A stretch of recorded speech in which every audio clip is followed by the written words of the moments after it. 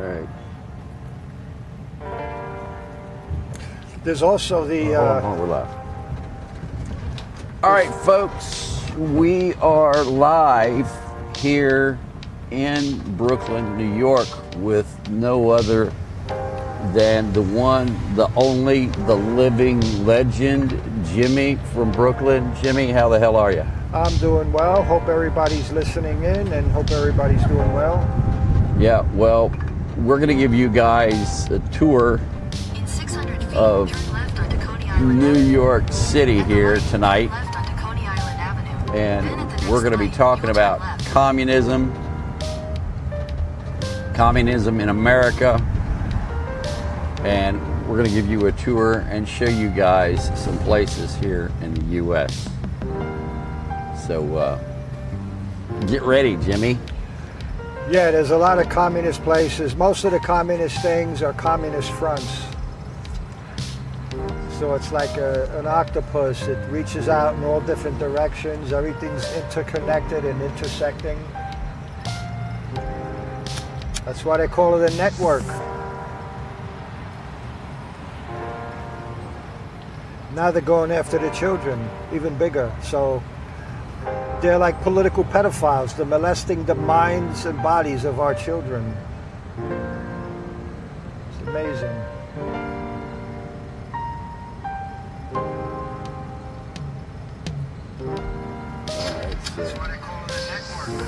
See, there we are. All right, Racer, you can kill the music in the background or turn it down just a little bit. Jimmy, people want to know what you think of the Intimidator. Oh, the Intimidator is unbelievable. It looks like you'd see in some James Bond kind of movie. Well, wait The till only thing missing is the ray gun, and I got one of those back here. I'll say. oh my God, in an ejector seat. If the interview doesn't go well, will I be... No, you'll be fine. You'll be fine. We're not ejecting you. We wouldn't do that. Not the Jimmy from Brooklyn.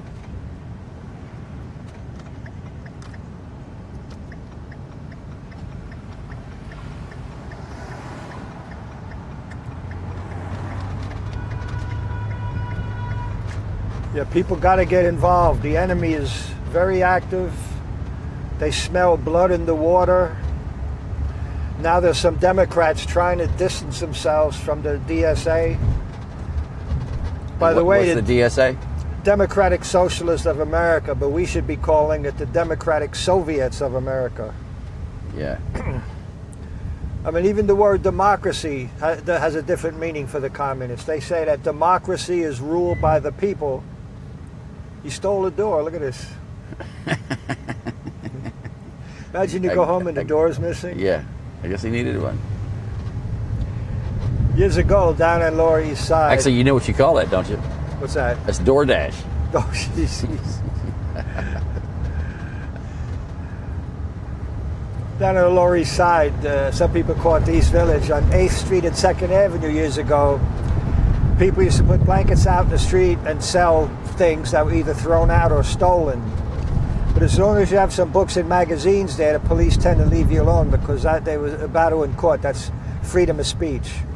So you put blankets out, you have a couple of books, a couple of magazines, but then with it you have other things you're selling. So I was down there one time looking at what they were selling, and a man walked by and saw his living room set for sale. I think he went through a light, buddy. Hey, you can't go right on red? Nope. Really? Oh, No. well. It will say, it'll have a sign No, there. I didn't see the sign. I don't, usually, maybe a Staten Island. I don't Okay. remember seeing them in Brooklyn. Yeah, always look for the sign. So keep telling us about the... Yeah, a guy walks by and Sonic has... Go ahead. I apologize. Storm has entered the chat. Oh, that's good. Welcome, Storm. Hello. Hi, Jimmy. Hi. So Storm's going to be our moderator. She's going to read all the questions in the chat. Okay. Her voice will come right through just like you hear everybody else. Okay. And whatever they ask, you answer as you so choose. I So, think Golden's and- going to join us as well. Okay, that'll be great. And Jimmy, I really want you to stop holding back, buddy. I want you to really tell me how you feel. No dirty words, though, right? Well, hey, this is an adult channel here. We don't. It's hard talking about Fauci without dirty words. Yeah, I think Fauci is a dirty word. He's a creep. Boy, is he a creep.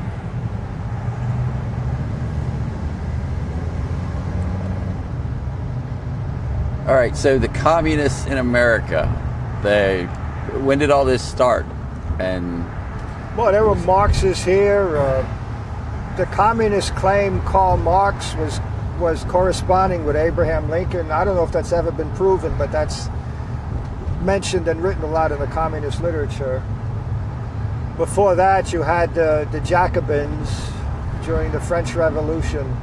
But it wasn't until the communists got their own home base to operate out of. In other words, when they conquered Russia, that's when things got really on the move.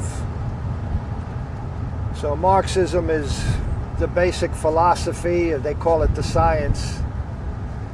But it was Lenin. So most communists call themselves Marxist-Leninists because it was Lenin who built the party.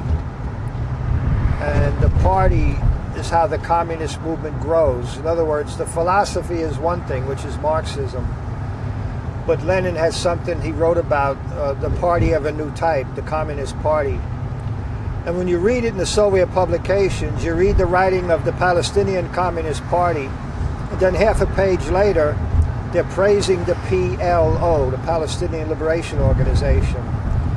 In the same Soviet publication, article by the Lebanese Communist Party, the Lebanese Communist Party takes credit for chasing the Marines out of Lebanon. Our government says Hezbollah blew up that building and chased the Marines out. Well, that's very simple to see. The Lenin's party of a new type, the Communist Party, and the goal, according to the writing of the communist, is they have the ability to move tens of thousands, hundreds of thousands, millions of voters. They want to change mass moods, mass thought patterns, and mass trends. And each member of the party is supposed to go out and penetrate other parties or create new ones. So when you read the Palestinian Communist Party, and then they're praising the PLO, clearly the PLO is the Palestinian Communist Party. When the Lebanese Communist Party takes credit for chasing the Marines out of Lebanon, clearly Hezbollah is from the Lebanese Communist Party. The American Communist Party, for 60 years or so, kept calling Republicans fascist, extreme right. Now the Democrat Party is calling the Republicans fascist and extreme right, because the Democrat Party now comes from the Communist Party, same way the Lebanese and the Palestinian Communist Party. And the American Communist Party leader years back was Gus Hall. Gus Hall, he ran for president on America's 200th birthday, Gus Hall did. And John Brennan, who headed the CIA, voted for the Soviet candidate for American president on America's 200th birthday. And then John Brennan became CIA director, and he and James Comey, did I say Comey? Oh, I'm sorry, Yeah. I meant to say Comey. it is Comey. Yeah, that's why. James Comey, who admitted he was a communist in college. So James Comey heading the CIA, John Brennan, we would have been better off with Walter Brennan, heading the CIA, and they did the Russian collusion hoax. So the American Communist Party now is penetrated and is vying for control of the entire Democrat Party, because you inherit all the funding networks, all the buildings, all the apparatus, everything they have set up. Do you know how John Brennan became the head of the CIA? What was that? Do you know how John Brennan became the head of the CIA? The story behind that?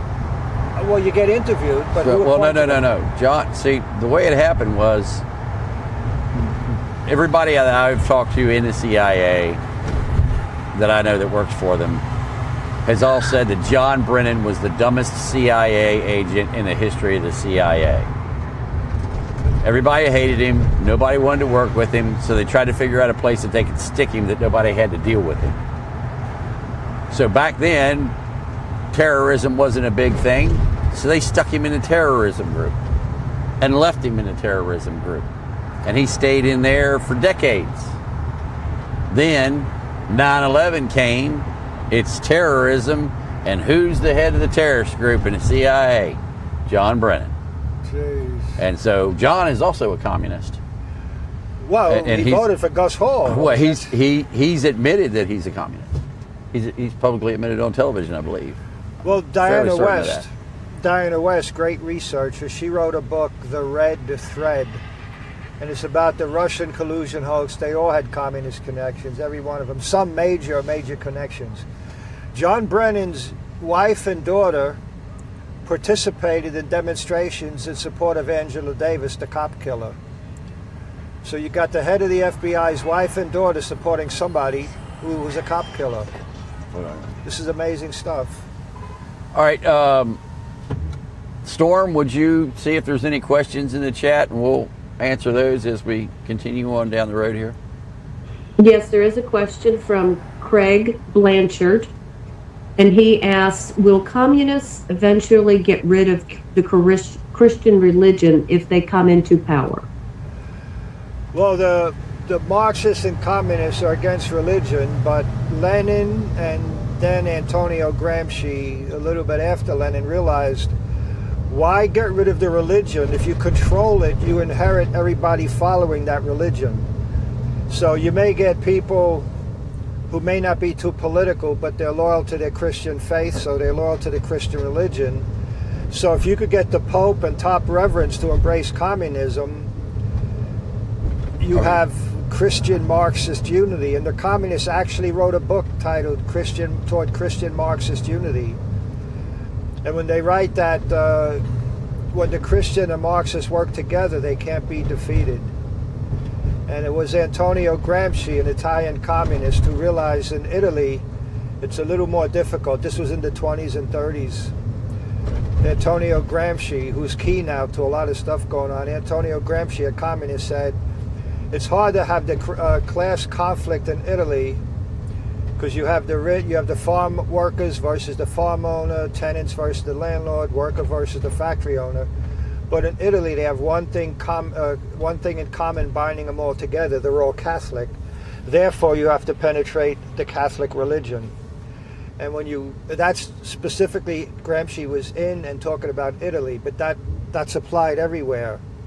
So they wage war against religion, but why would you wage war against religion? If you get the leaders of the religion, they help spread the communism.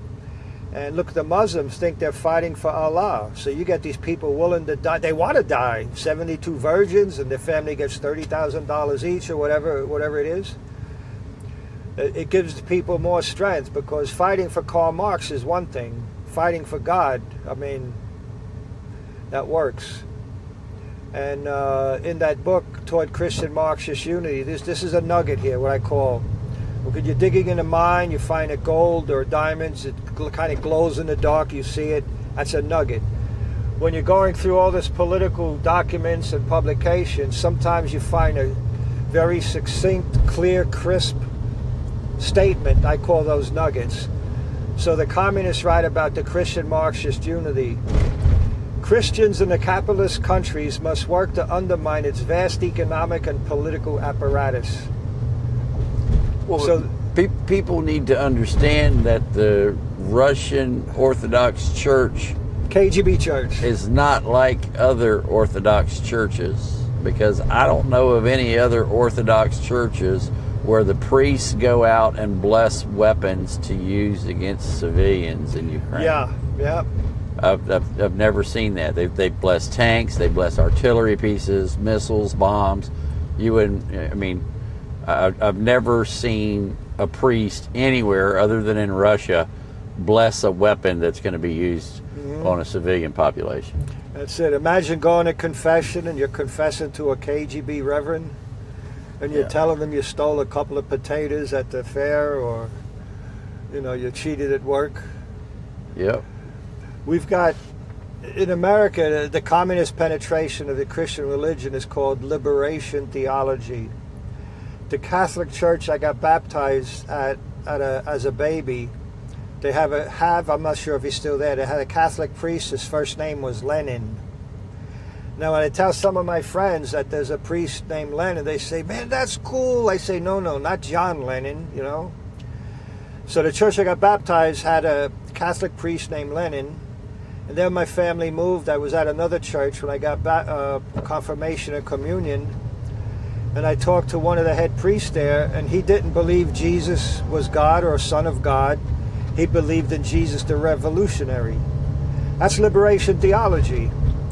So when you convince people that God, Jesus, everything's on their side, it's hard to stop them. Like all these immigrants coming in from Latin America, when they were marching in, the guy in the front was marching with a big, like 7-foot crucifix. Like they're marching in, like Jesus, they're marching in with Jesus. And how could you oppose them? Any other questions? Not at the moment.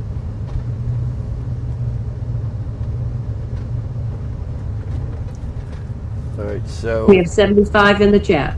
all right, welcome everybody. Thanks for joining us. I just sent this out. I wasn't able to send it out over. Yeah, we're on our way, Lower Manhattan. Those of us who are from, they call it the Lower East Side. Everybody else calls it the East Village. There is a bar on, am I allowed address now? Well, we'll do it when we get there. But there's a bar up here. You can tell them about it. All right, there's a lot of hotbeds, there's another one on 14th Street. Right, okay. When the Trade Center was attacked September 11th, there were people there on 14th Street in Manhattan, Union Square. That was a place where people used to hang out at night and talk and debate, political debates. It's called Union Square. So it was known as a hotbed of left-wing people. When the Trade Center was attacked and came down, there was spontaneously people showing up at Union Square on 14th Street, Manhattan. And they were taping up pictures of the loved one they're looking for, husband, father. There were notes from children. Really sad to see it, Daddy, please come home. And they were taping it on statues at the Union Square Park. And then fistfights broke out. People showed up there who supported the terrorists. And some of them came from 39, you know, I forget if it's 39 East 14th Street or 39 West 14th Street, but it's 39.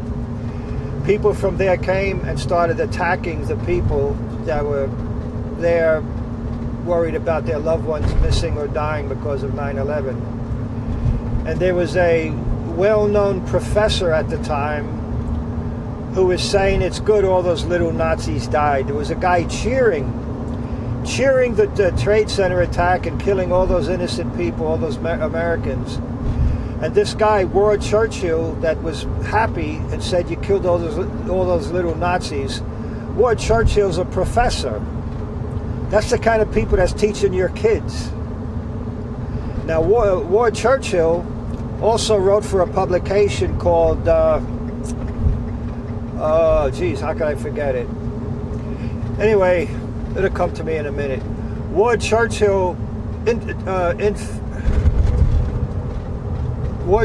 wrote for a communist publication put out by an American CIA defector, Phil Agee.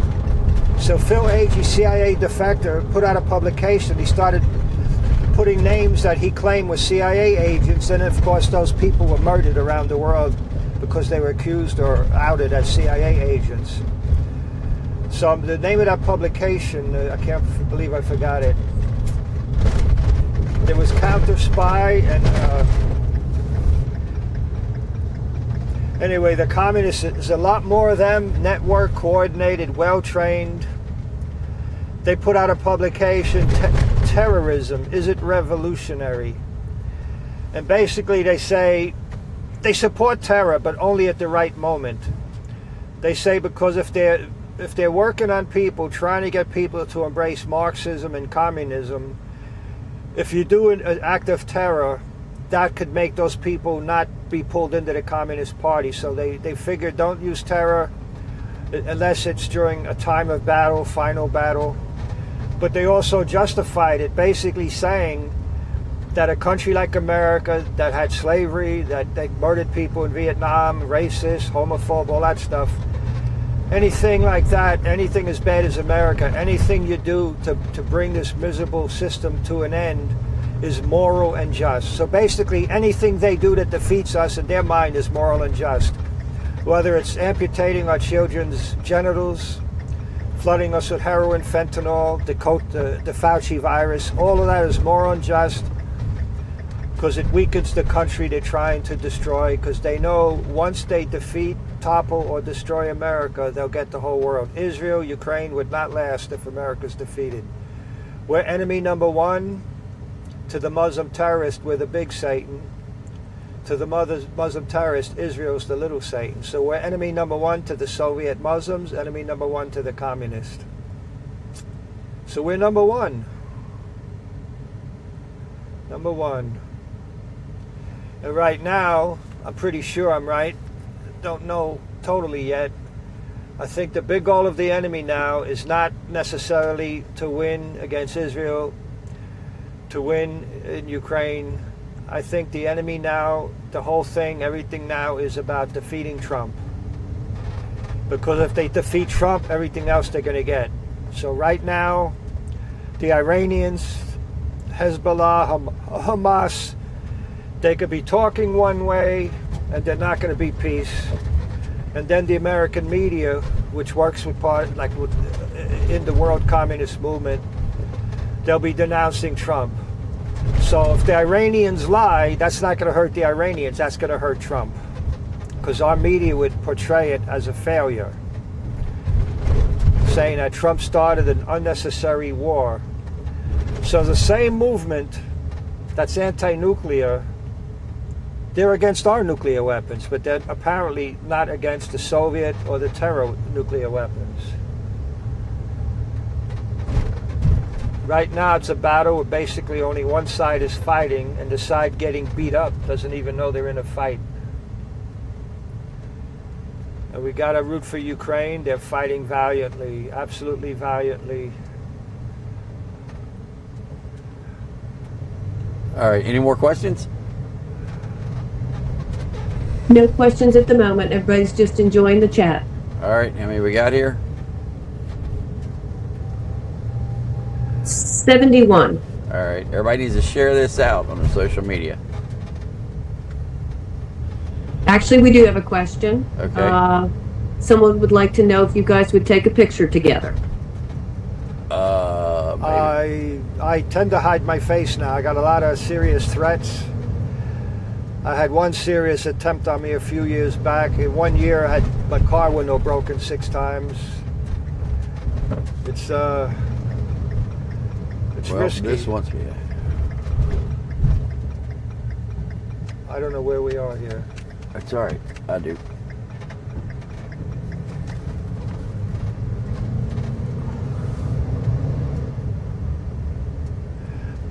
I'm going to start putting some more of my documents together and send them to Lee, get them to Lee, and hopefully he could get it out to Jeff Nyquist and Trevor Loudon and Johnny Anderson. Because when you see the Soviet, we could say anything. It's when you actually see the enemy saying it. You see it in their publications. I mean, when they write, yesterday's left is today's center, today's left will be tomorrow's center. They're actually bragging how they moved the entire political spectrum to the left. Well, nobody even noticed it. It's like being on a ship and you're arguing left and right on a ship. So you're arguing left versus right, but the whole ship is sailing to the left. So you think you're on the right on the ship, but the whole ship is on the left. So yesterday's left is today's center, today's left will be tomorrow's center. We have the ability to move tens of thousands, hundreds of thousands, millions of voters. They set mass trends. They talk about changing mass thought patterns and mass moods. They write about the radicalization process. So it's even hard to describe it as a conspiracy, because most of what they're doing they write about. And it's easier to say that it's easier to make a case it's a conservative conspiracy for ignoring it, denying it, lying about it, covering it up, and now they're talking about the threat from communism, like it just happened. Everything is a process. The communists always write and stress the process. When you're born, you're just lying there wiggling, and then first time you roll over, and then being able to stand, and then the first step, second step, before you know it, you're running. Years later, you're on a track team, football team. It all starts with the birth. The communist movement has been here over 100 years. Any setback they get is temporary. They really believe they're going to win because they're fighting to win, and we could win an election and think we won. But, you know, we didn't kill the communists. They lost the election. At some point, they won't step down when they lose. All over the world. I mean, imagine, listen to this. Decades ago in the Soviet publication, they write, we're getting closer to getting control of the treasury rules transport system. So instead of fighting us head on, military man to man, they'll be screwing up your children, so the next generation will be all screwed up, not able to even be in. They support all of these fringe groups that want to tear America apart. Yeah, it's the Popular Front, the All People's Front, the United Front. And just like the Muslims, they prefer to go towards the Democratic side. Yeah. And the head of the Communist Party, Gus Hall, said the best way to help the cause of communism is through the liberal wing of the Democratic Party. President Kennedy, now this stumps liberals when I talk to them. President Kennedy, JFK could not be a Democrat today. And most of the liberals, when I say that, they don't know what to say. Because they haven't heard that put to them that way. What's the truth? Sometimes the truth is hard to hear. Sometimes the truth is hard to see. Well, the enemy writes about it. They're not shy. They congratulate each other. They send greetings to each other. They actually write that communists are all on the same level, on the same wavelength. They agree on basically everything. They're in constant contact. They use their media, their publications as a way, sort of like a, what's that machine there? They communicate through their publications, but occasionally they have meetings. Putin had a few years ago 30,000 youth from around the world were in Sochi for a big communist movement for the world youth. So they know it's that old saying, it's easier to build strong children than to repair broken men. So conversely, right, you do the opposite. You screw up the children, they grow up to be screwed up adults, screwed up leaders, and the country could fall. When I was a kid, during the beginning of the Vietnam War, eventually people were coming around giving out heroin and saying, they put it on the thumb and put it by your face, and oh dog, go try it, and some doing it. They spread the word that if you get on heroin, you won't have to go to Vietnam. So a lot of young guys did that to get out of Vietnam, get out of going, and they probably figured that when the war ends, they'll get off the heroin, but it's not that easy. I had several friends that died. They were good kids, had problems obviously, died of heroin. And then recently I had friends that died of fentanyl. So this is the country we're dealing with. They kill us with heroin, they kill us with fentanyl, they kill us with the virus. The next traffic light up is Atlantic. What was that? Yeah, the next traffic light up is Atlantic. And the spot's here on the left.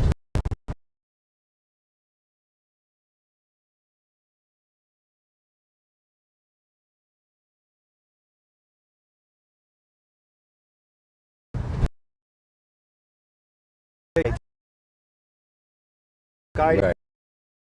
It's right here. The whole thing, and I think they only used the top floor or something. Which one is it? Do you see? It's right up there. It's that building right there. What's the windows there? The one with the open space between it? Yeah. They're the second one or the first Yep. one? I haven't been First here in a one. while. Last time I was here, they had an excellent, absolutely excellent professional propaganda film. All right, so what is that place? That's a place, it used to be called the Brecht Forum. Bertolt Brecht was a Marxist playwright in Germany or something like that. So it was called the Brecht Forum. Then they eventually changed the name to the Brooklyn Commons. When I knew the Brecht Forum, I attended several of their meetings. At one of their meetings, there was a sort of mini debate between Francis Fox Pivens and Tariq Ali, a Muslim guy. Francis Fox Pivens and Tariq Ali are both senior fellows at the tax-exempt KGB Front Group Institute for Policy Studies. Institute for Policy Studies is probably the most important communist government connection there is. Very powerful. So the mini debate was Francis Fox Pivens was praising Obama, that he did plenty of good things. He put plenty of good people throughout the bureaucracy. So here's a communist in the KGB Front Group praising Obama that he put plenty of good people throughout the bureaucracy. Tariq Ali, on the other hand, was complaining that Obama is not left enough. So they were arguing back and forth like that.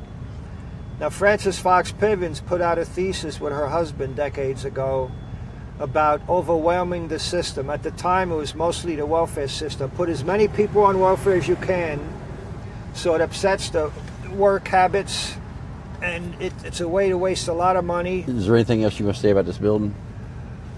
Well, it's a lot of places, when they have an address, they have a lot of operations out of them. They got Brooklyn for Peace, other peace groups in there. But I saw that documentary film, and it was really bad about Israel, but excellent propaganda, professional, really professional work. Now, when I was going to the Brecht Forum, they used to have a wall and a table with all kind of documents. They had flyers and stuff for communist groups I never even heard of. All like obscure groups from the mountains of Peru, places I didn't even hear of these groups. Everything intersects and interconnects at the Brecht Forum. They teach, which is now the Brooklyn Commons. They teach courses on Karl Marx. They teach courses on Antonio Gramsci. Gramsci was the one that believed you got to conquer the socially, culturally, politically, and economically. You got to tear down a society through getting a hold of the culture, the schools, and the media. And you see that's exactly what's going on here in America now, what's been going on. So that's a very important place right there. And they have their big meetings. The one I was at, where they had somebody named Cotron. I'm not sure if I'm pronouncing that right. He was basically an unofficial spokesperson for Hamas. So this is a fanatical group who hates Israel, although most of the leaders of this group are Jewish themselves. But when you're a communist, that's your identity.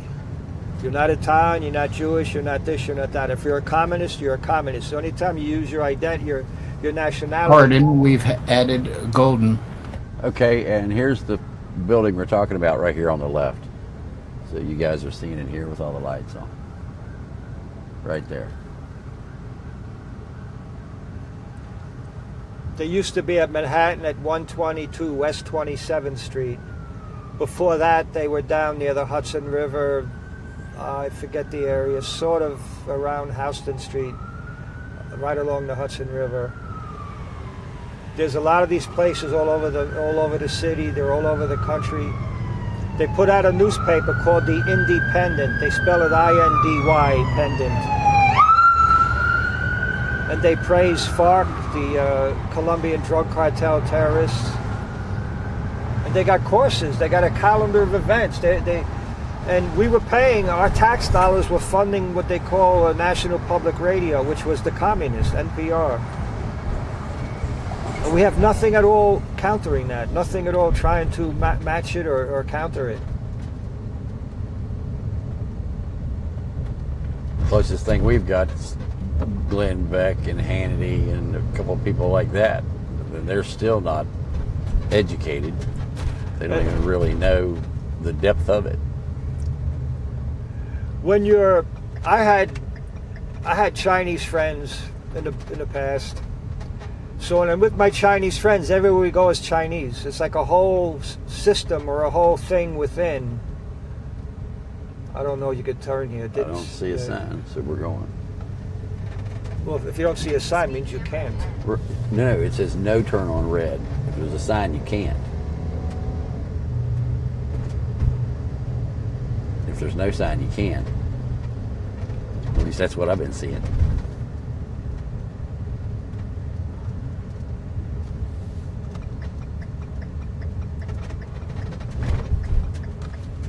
All right, so other places that are worth talking about here. There's a whole system of charities.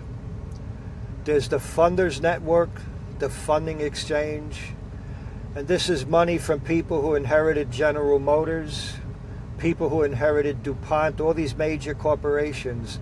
A lot of that wealth was inherited by people that are leftist, and they put a lot of that money into the communist revolution. It's funny, we don't have like billionaires helping our side. I mean, maybe Musk a little bit, but we got to get some way, because there's no way you could win if you're not even in the fight. Yeah, you got that right. All right, we got any more questions? Where's everybody from? How many people we got? We need to share this out. We currently have 82 with us. All right. And Golden's with us also. All right. Good. Welcome aboard. Take a slight right on Adams Street.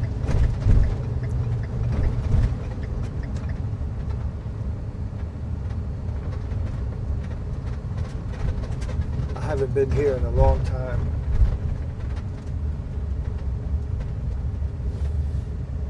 You're going under service. Oh, it said to make a right here. So.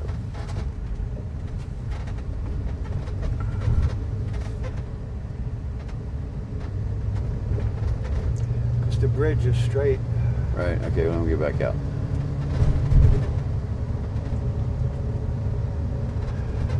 You know, let me get back to the Gramsci. Did they ask a question? Did they say there's another question? Yeah. Are there any more questions or no? Turn right onto Tilbury Street.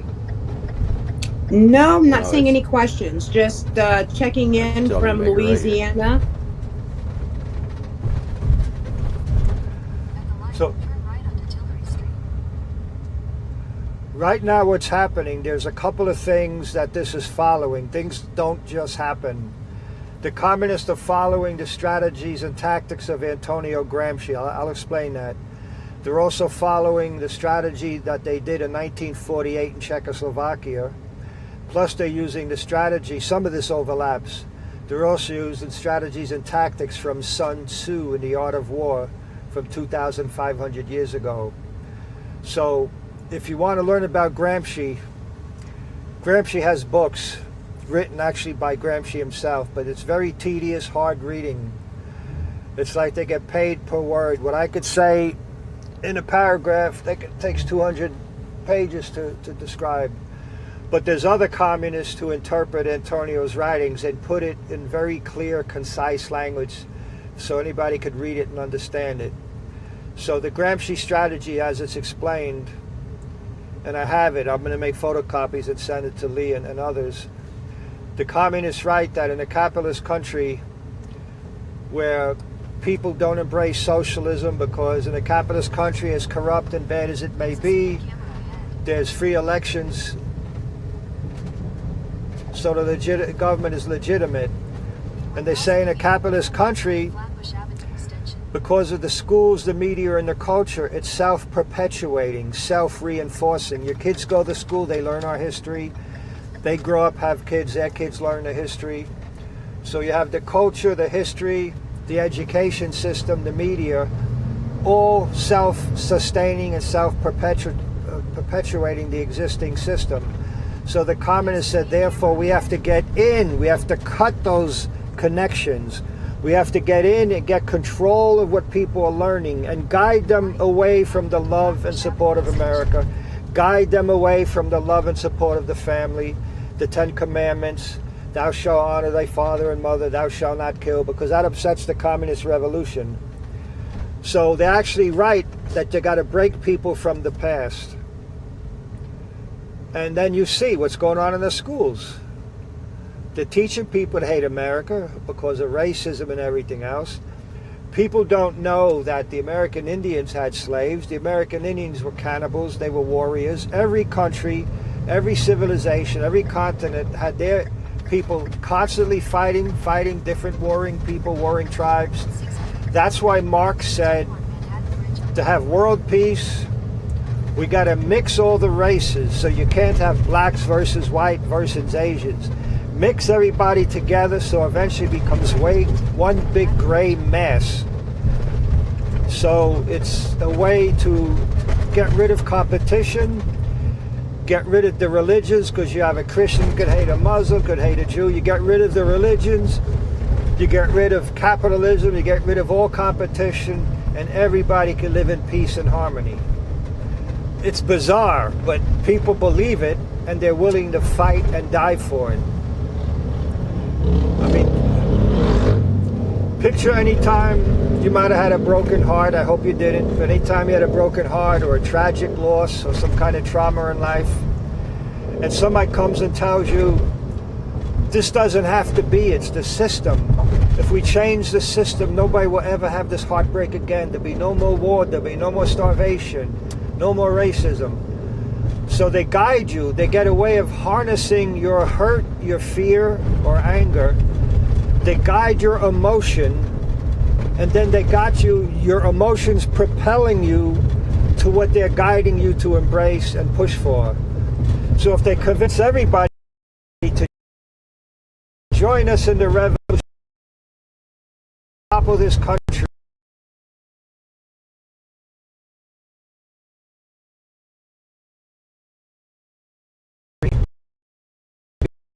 no more in harmony.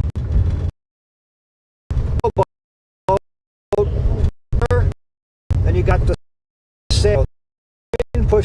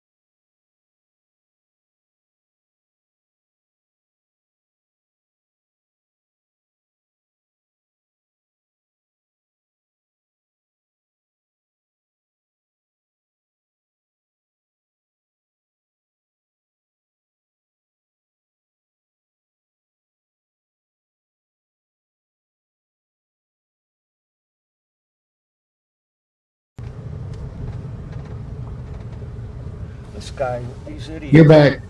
Okay. Yeah, there's lots of idiots. I couldn't drive for a living. These people are crazy. This guy stops in the middle, lets people out, and then he drives without even looking what's around him. We stopped before that too. Yeah. And people like this speed right through. Yep.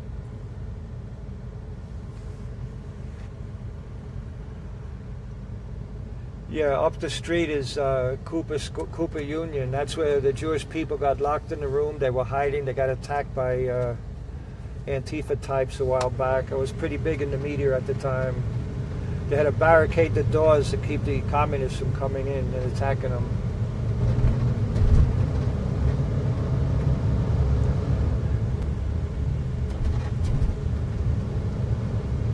You gotta get toward the right.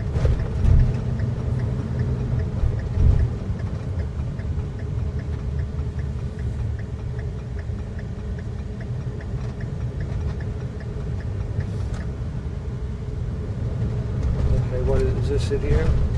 No. Some more streets. We gotta go to 4th. Oh, this is Stanton. Okay, right. We got to get the big street is Houston. It's after that. Yeah, I grew up on Stanton Street. Yeah, I tell people I grew up down here, but a lot of people debating whether I really grew up. You see that screen there? Do you see in a little camera thumb? That was actually a wall from a handball court. Wow. That street wasn't there at the time. That was a part of the court. Well, actually, below the screen was. So they're projecting on it. Yeah. But the handball wall's not that high, but it was there. Yeah. And there used to be a black line drawn, and this side was for Italian, and this side had the derogatory word for Puerto Ricans. It was Right. dividing line. That's your neighbor. This is, and you didn't cross. That's the Empire State Building. Yeah. Racer, I don't have the display on the front. Copy, standby. Now this area here, as soon as we cross Houston, this was pretty big. I don't know if you guys remember the punk rock era with all that. Oh yeah. This was the headquarters of it. Before that, it was all doo-wopping. Well, everybody out here was singing my nice little doo-wop harmony stuff. Okay, now we're heading for a real place of interest. There's a speed camera ahead.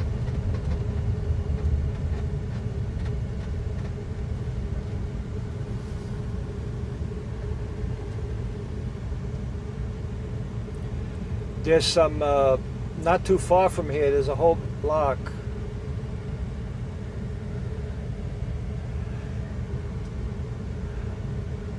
I wouldn't let my daughters walk around like that. No.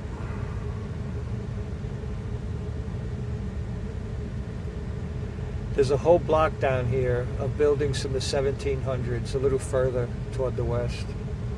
A whole block had the cobblestone streets, gas lamps.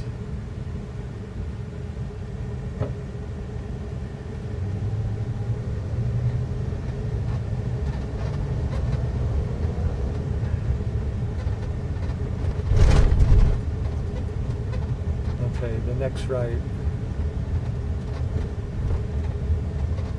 So what is this place? It's KGB bar. You could run in and give me some matches?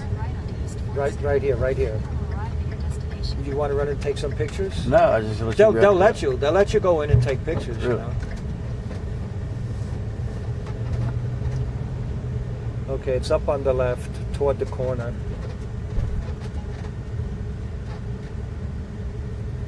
It's where the stoop is.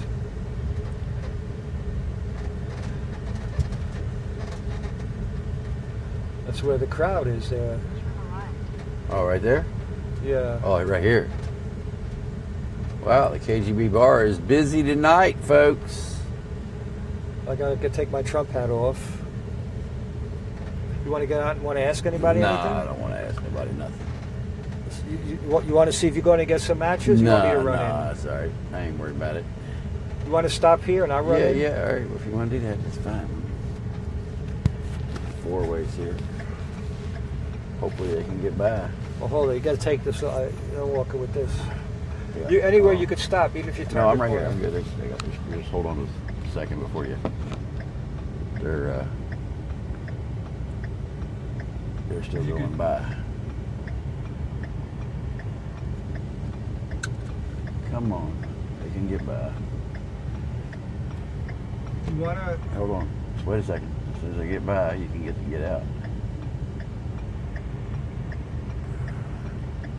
Well, some people, when it's a tight fit, they just step on the gas. Right.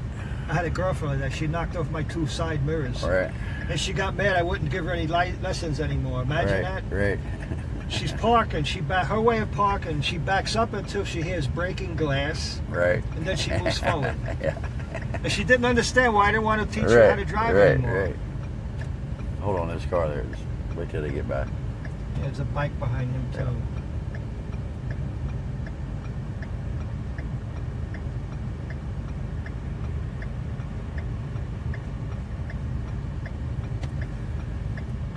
My friends, my Ukrainian friends in this neighborhood penetrated the KGB bar.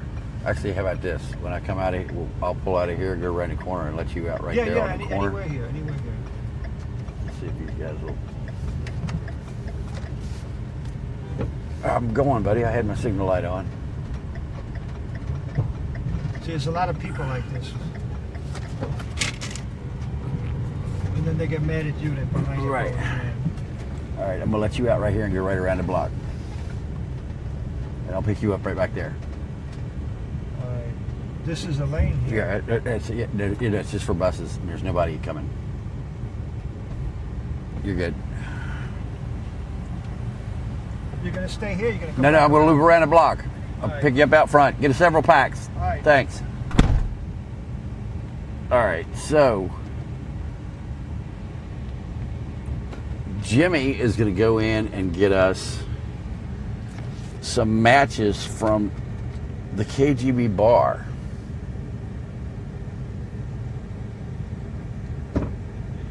That's a cool souvenir. Yeah, that's kind of what I figured. So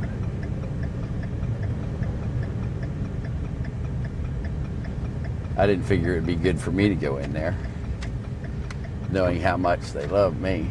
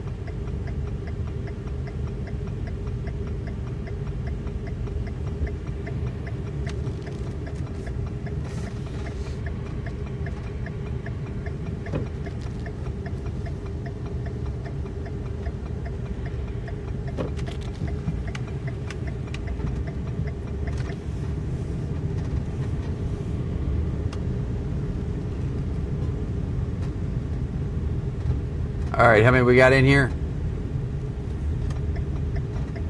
We have 64. All right, any questions? We do have a question. How can we, the people, fight against this communist crap? Well, that's going to be a question for Jimmy. So when we Yep. get him back in and we get the matches, we'll... Sounds great.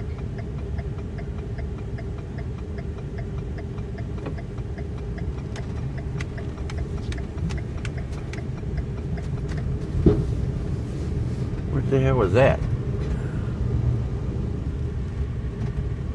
I guess something in the street.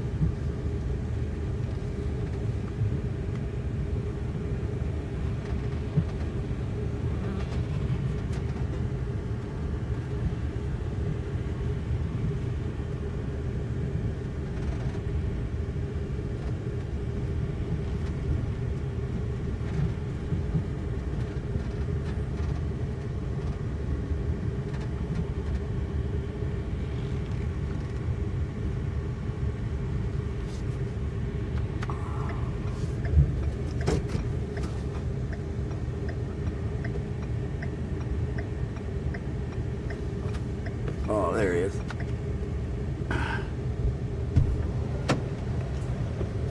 How we do? Got a bunch of them. All right, sweet.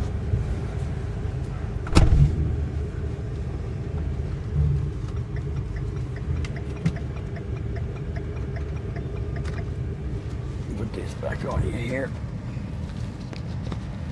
Holy mackerel, you did get a bunch of them. Holy cow. This is where I live. Look at the girls here. Yeah, that's These are all ridiculous. college girls. When I was younger, boy, it was so much fun. KGB Bar, 85 East 4th Street, New York City. KGBbar.com. That's crazy. Thank you, sir. I knew you'd like that. Okay. It's like going to an Indian club and getting scalps. Did you hear that Fauci thing? How they were taking scalps from aborted babies and sewing them onto mice, and the scalps started growing hair. Did you hear about all that fucking weird voodoo shit Fauci did? Yeah. Oh my God.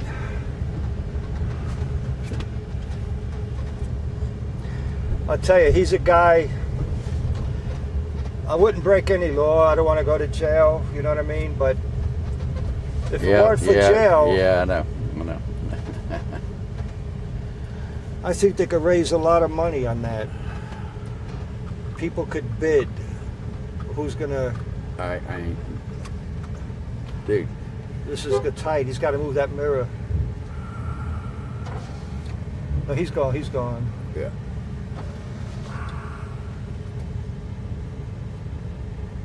I'm too big to get through there.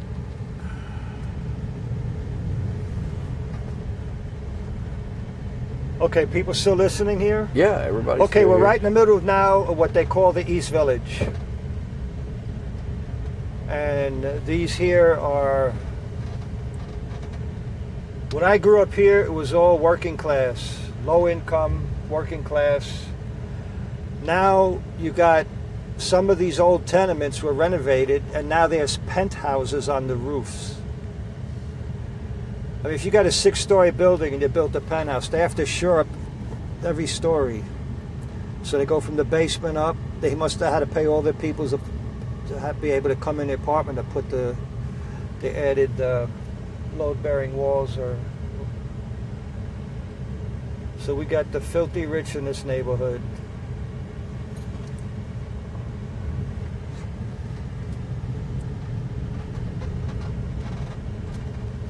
Oh, you could make a left here. Make a left here. All right.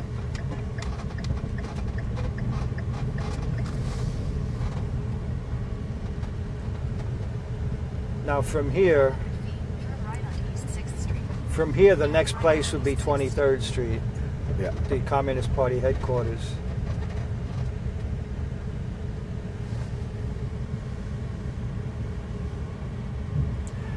Can we make a turn? I just want to pass We my can bar. do anything you want. Okay.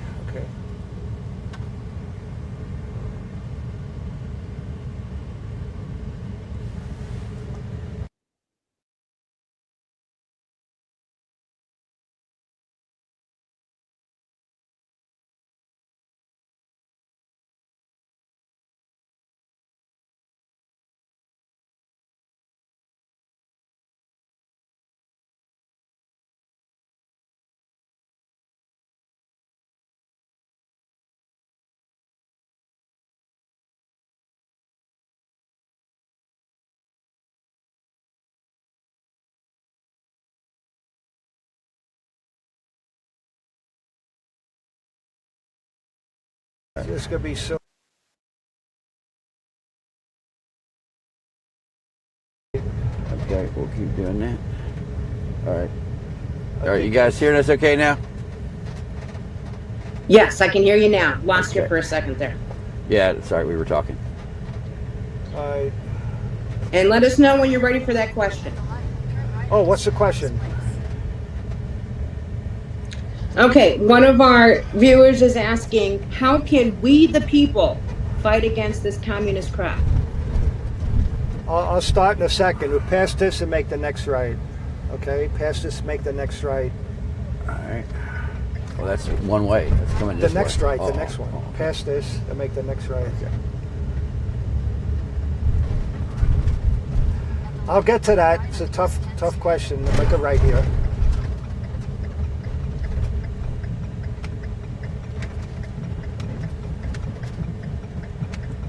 See some of the people that I'm, and then the next right. This area here now is where Rocky Graziano, I don't know if you people know him, he was a boxer, had some trouble with the law, he was a tough fighter. He was one of the Italian immigrants when this had street gangs. And, Light, turn right onto Avenue A. okay, the next right.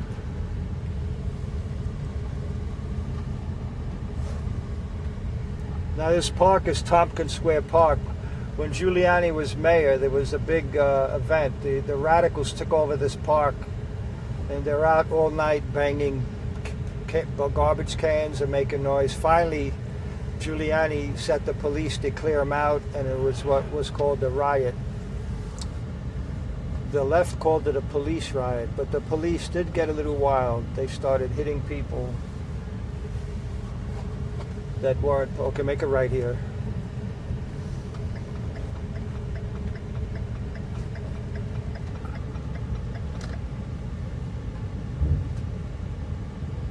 Make a right here. Yeah, I gotta let these guys walk across. What are you looking for? I'm letting the guys walk across the street. Oh, the hell with them. You're in New York. You're not supposed to let people cross the street. No.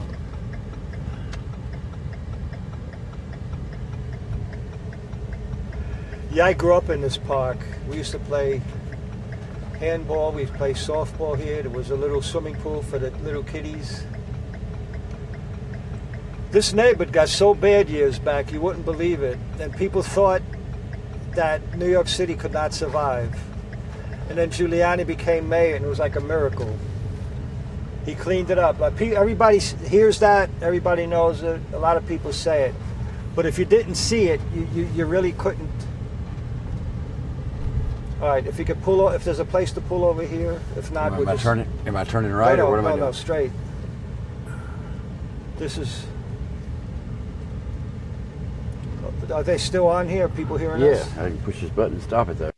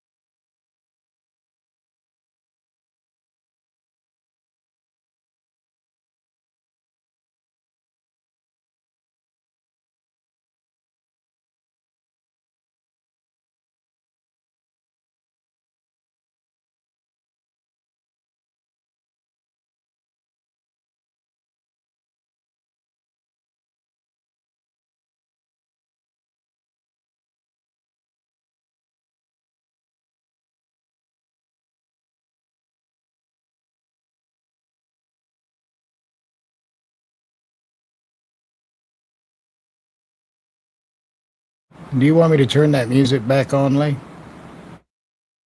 Right on the Yeah, go border. ahead. All right, I gotta get Turn back. it on See you live. later.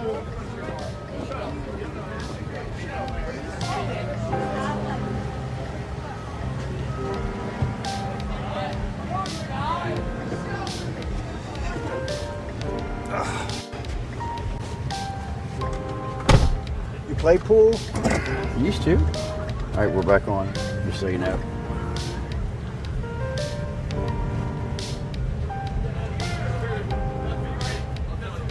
Oh, come on, Ahmed. A month ago, he's riding a.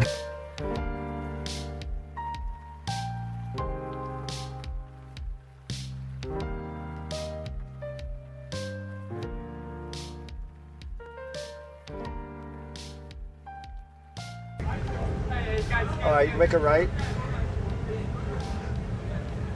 See this little, Yeah. see the little car there? Yeah.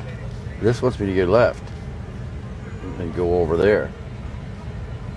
No, we're going now to 23rd Street, right? No, you get this place right here at 327 8th. Say it again. 327 8th. 327 8th Street? Yeah.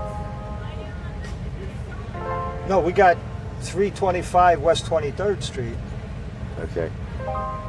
That's the Communist Party All headquarters. right. Yeah, because I got this So we over got to here. make a right here and go back uptown. Okay.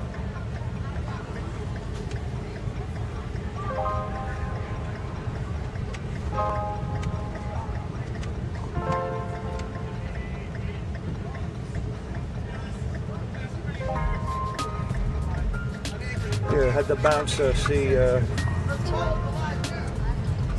That's the bar got attacked in.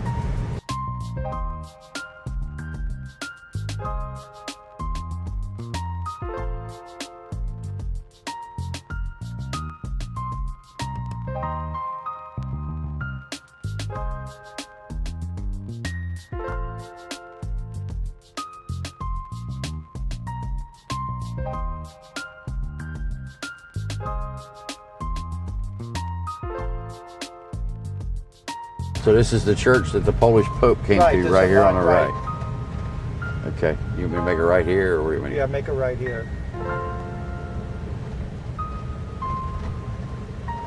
See, we have to get up to 23rd Street. There might be another avenue going up that might have less traffic. I haven't driven for a while, so I'm not sure how this traffic is. We make a right here. See how this goes.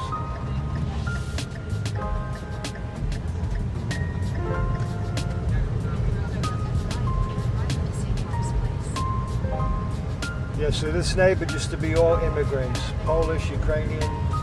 Before that, it was a lot of Jewish people. Get up here, 10th, 11th, 12th Street, that was all Italians. Rocky Graziano lived in there somewhere. He was a middleweight champ. All right, any more questions? I think they had a question I didn't answer.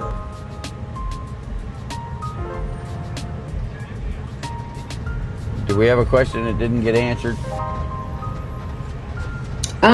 That was the one about how can we the people fight Oh, against the okay, communist okay. crap. Yeah. But we got to spread the word, so people have to know it enough to explain it. So there's a couple of books you could get. I think the book The Red Thread by Diana West. She did the research. It was all research stuff that you could find, people's college work, college theses. All the people involved in the Russian collusion hoax against Trump, all of them had communist connections, and Diana West does an excellent job. The book is The Red Thread. She also did interviews about the book. She's an excellent speaker. She's got a nice voice, very smart. She also wrote a book, American Betrayal, about all the Soviet agents surrounding President Roosevelt. So when you had General Marshall, American General Marshall, cut off all aid to Chiang Kai-shek. So he cut off the free Chinese and he gave all that aid instead then to the communist Chinese. Because General Marshall cut off aid to the free Chinese and gave it to the communist Chinese, we got the Vietnam War and the Korean War because of that.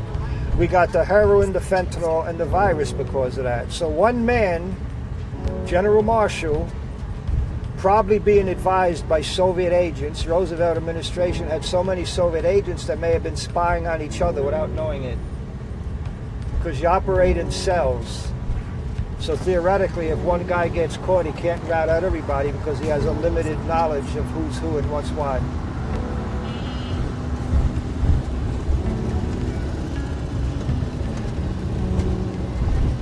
So, another book is The Red Thread, and then of course Trevor Loudon.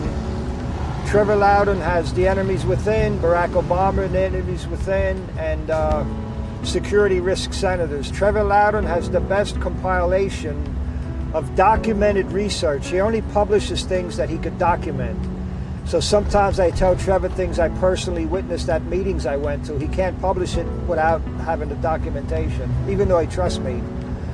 So you go to Trevor Loudon's website, KeyWiki, you can put in your congressman, your senator. Most Democrats have a communist connection. Now, it doesn't mean they're communist. All it means is they're in a group not knowing what they are. But anytime there's a communist near people, they always work to shape opinion. Now, some communists aren't shaping opinion. They're just monitoring what people are thinking so the enemy knows who their enemy is. So an enemy would try to be among our group to study what we know and evaluate how dangerous we are. One thing about the enemy, they're always working. So anything by Trevor Loudon, and when you're reading something where you're learning, sometimes you have to stop and think about what you just read, or maybe read it again. And then I did a lot of interviews besides here on this channel from Lee. I did about 20 or 21 interviews at JRNYQUIST, jrnyquist.blog. And I think maybe one of the more important ones was about Lenin's party of a new type. That's the Communist Party. That's crucial in understanding how the communists are working. Okay, 23rd Street, Jamaica left. So some of these, like Marxism is basically the philosophy. The communists also say it's the science, so that's the science. Socialism is the economics. Communism is the entirety of the whole movement. And you only get the whole movement from the Communist Party. So the Communist parties will work and make your children become Marxist. So I don't call this a Marxist revolution. I think it's more accurate to call it the Communist Revolution. Basically, the Marxists have to make everybody believe they're a victim. At some point in somebody's life, maybe going back generations or 100 years or 1,000 years, somebody somewhere was a victim. The communists researched that, remind people who the victimizers were, and this is how you have blacks see things from a black perspective, workers see things from a worker's perspective, women see everything from a women's perspective, youth through a youth perspective. So the communists tailor everything according to the specific group they're talking to. And then they train cadres and agents among those peoples to get control of them. And then all those groups are pulled together into a mass movement and they vote Democrat. So that's how the communists got real strong, by getting into a legitimate party.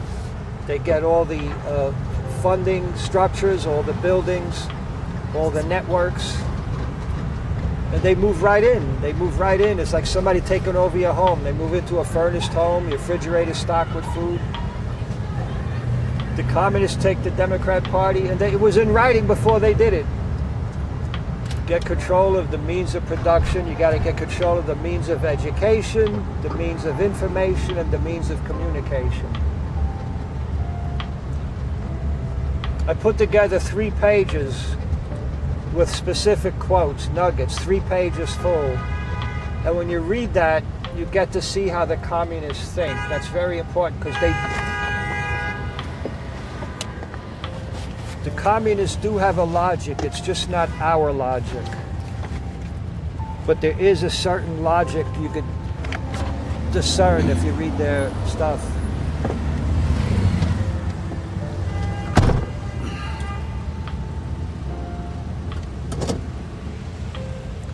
So I got all my presentations here at Jimmy from Brooklyn.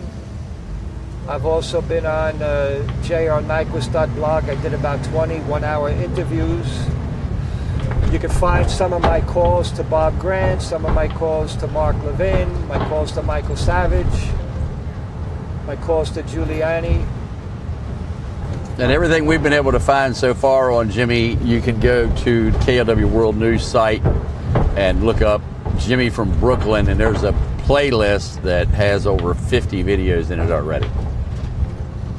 And I sent out through the years, sometimes I had enemy documents, I had so many, I'd bring a bunch to my Cuban friends, another bunch to my Vietnamese friends, my Chinese friends, my Polish friend, my Ukrainian, I think I said, I had an Afghan friend.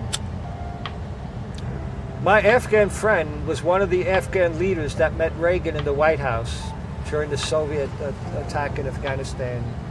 Reagan met 5 what they called tribal leaders. One of those guys was a friend of mine. He died like 2 years ago from COVID. The communists couldn't kill him, the terrorists couldn't kill him, the Russians couldn't kill him. The Fauci virus killed him.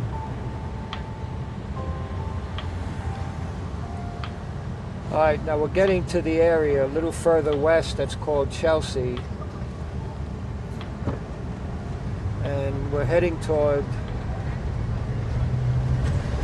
a very important site here.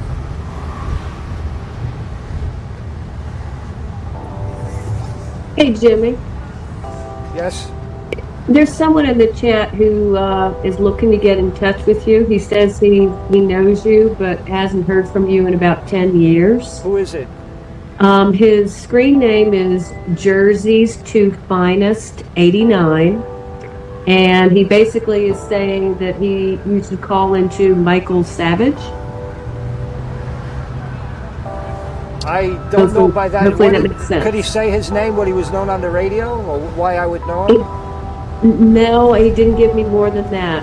He just says, is there any way you can ask Jimmy how I can get in contact with him? I haven't heard from Jimmy since over 10 years ago. Call into Michael Savage. And he says he's from Jersey. I guess, could he send his phone number to you? Yeah, he can send his email information. Send your phone number to Lee, and Lee will get it to me, and then I'll have a way to reach him. Okay, I'll put the information in the chat. Thank you. Okay, I believe this is Union Square here. I think this is Union Square. This is where when the Trade Centers were attacked, this is where the people showed up to lay flowers, and they got attacked by communists. So the communists were down the street at 39, I think it was 39 East 14th Street. And they attacked family here who were mourning the loss and praying for finding the families who were missing at the Trade Center attack. I haven't been here in years at this place.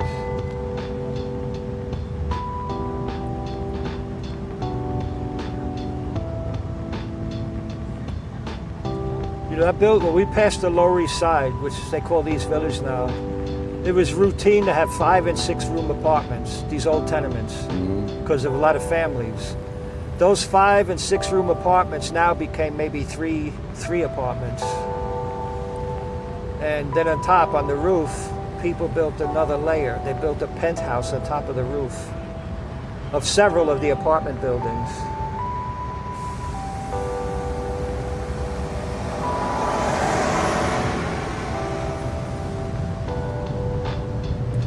When I was a kid in this neighborhood, this is going to sound funny, there actually were 2 wagons pulled by horses selling fruit and vegetables. That's in my lifetime. Yeah.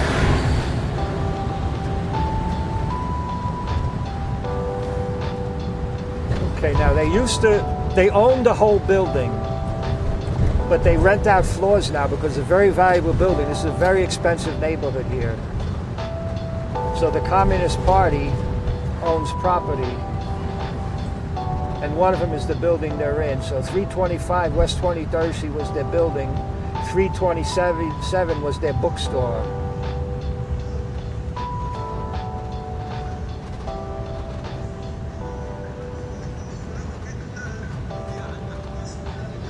And we do have another question in the chat whenever you gentlemen are ready. Alrighty. Okay. The question is, what is the Minneapolis connection to NYC? Is it communism? The Minneapolis connection to New York City? That is the question, and No, they're it's asking corruption. if the communist. I'm not sure what they're It's asking. corruption. Yeah, we in Brooklyn. It was just revealed the other day.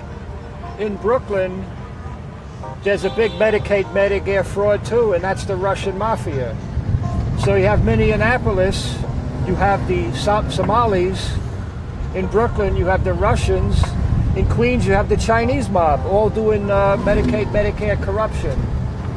Now, how do people come from a backward country like Somalia, very poorly educated?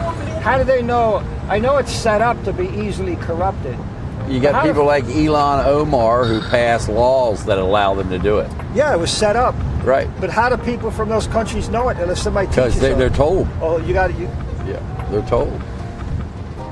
So the It Russian goes through the mafia, community like wildfire. the Russian mafia, you could call it. It's known as the Russian mafia, but most of the Russian immigrants are Jewish. You could just as easily say the Jewish mafia. I think the more accurate is the KGB mafia.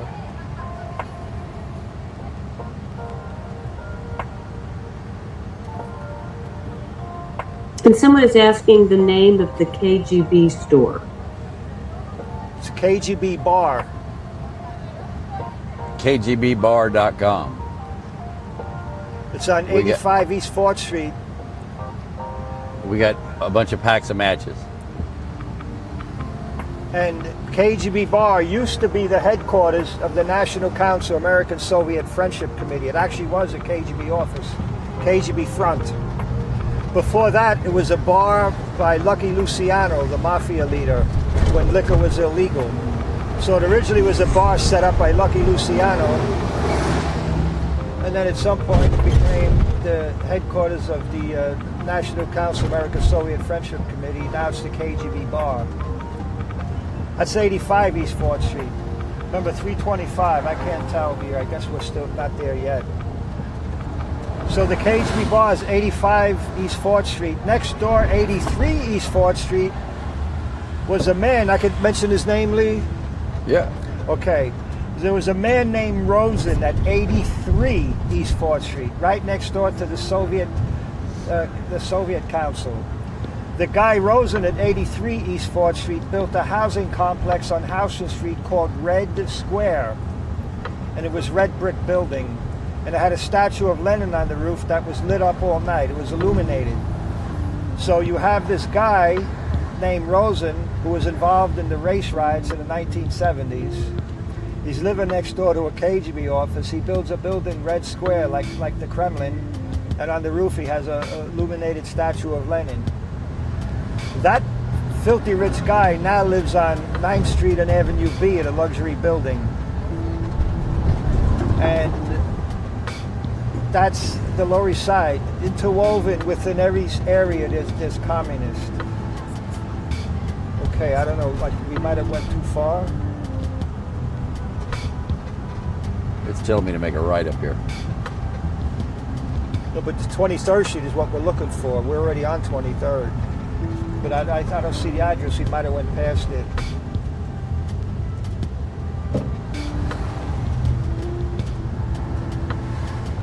So people have to listen, have to read and study and learn about communism and spread the word. Get people to go to Lee's website, my website, Trevor Loudon, J.R. Nyquist blog, Johnny Anderson, Dynamic Independence. Because if you go to school and take a course in political science, you're going to come out probably embracing Marxism. Yeah, we went way too far. Did we? Sorry about that, folks. I wasn't paying attention. At night, and this has kind of changed the way I remember it.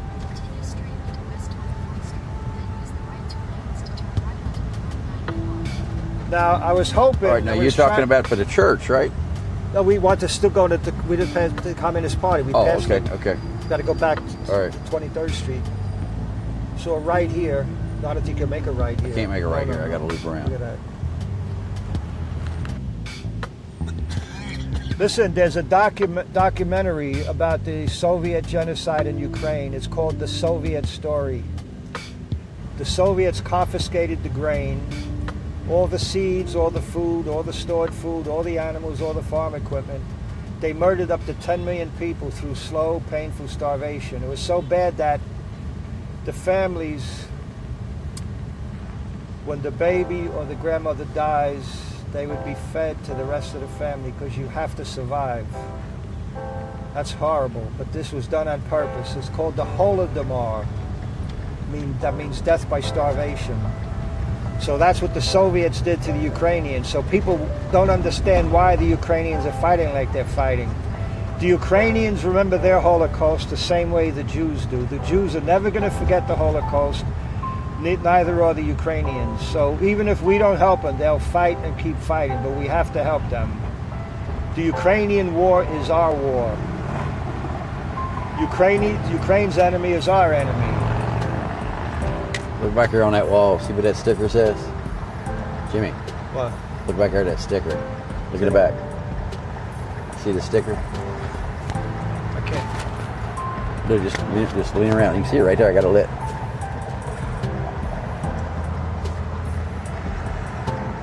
I can't see a sticker from here. It says fuck Putin right there. Oh, okay. You have that on your vehicle? It's on the wall right there. Right there. See where I got the light shining? Oh, I was looking at the screen. Okay, yeah, okay, yeah. that's good. That's good.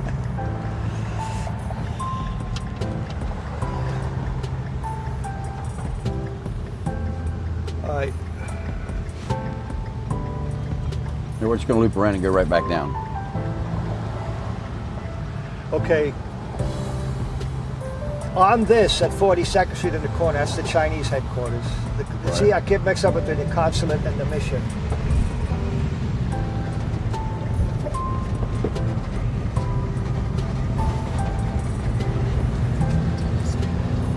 There's another documentary,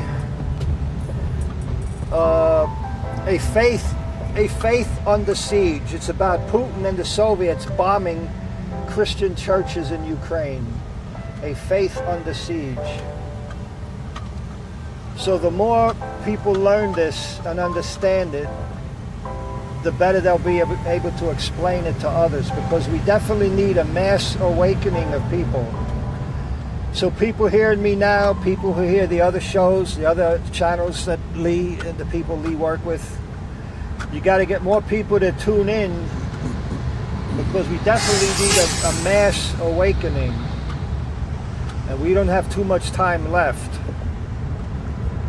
because the enemy's able to win elections, and we know they cheat. What did they find? 250,000 illegal people on the voting rolls just in a couple of states? Yeah, it's way more than that. I was a campaign manager in a race for city council many years ago. You had Tiananmen Square, 1989. 1989, the Chinese communists murdered thousands of students and workers who were protesting against the government. And so we had a spontaneous protest outside the UN. And I met some pretty good people there.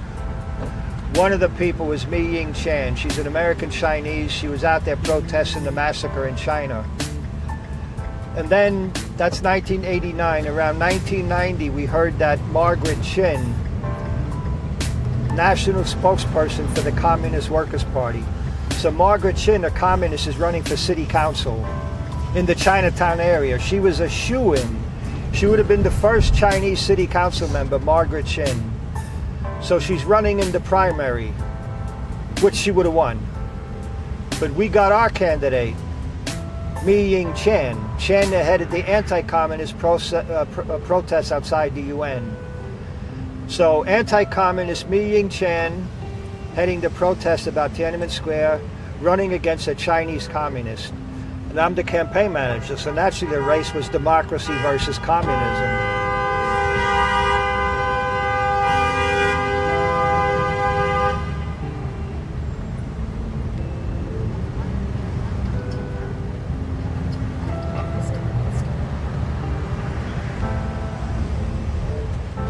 Anyway, we made democracy versus communism. The Margaret Chin's people would put up her posters at night, Margaret Chin for city council.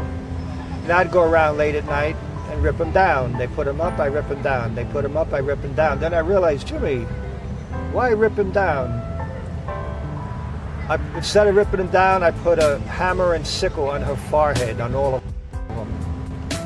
And when the Chinese people saw that she's connected to communism, she lost. We defeated her. 20 years later, she runs again. My Chinese friends call me asking for help. I say, look, you're Chinese in Chinatown. Why do I have to come in and help you? I didn't help them, and Margaret Chin won. Now, the Communist Workers' Party changed their name to the Asian Americans for Equality, because calling for armed communist revolution is not too doable, but pretending to be a human rights or civil rights group, that gives you influence and power. So Margaret Chin won the second time, like 20 years later. She's a millionaire now. And most of the old anti-communists I knew from Chinatown, most of them are dying off, and the new ones coming in are all mainland. What is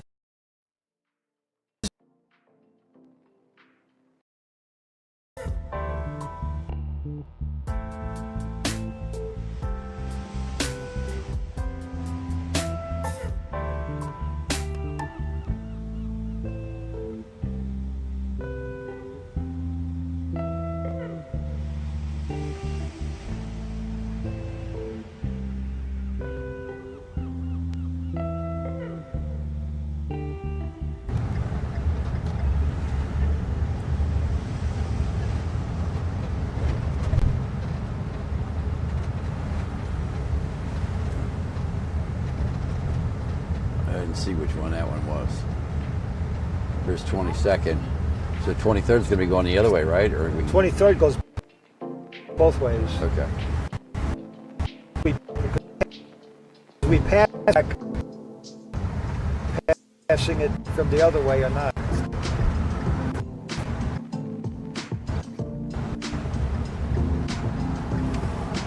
I think this is 23rd. yeah, but I think we had to go further back that way. You think? Yeah, because this is too. Well, we only went one block.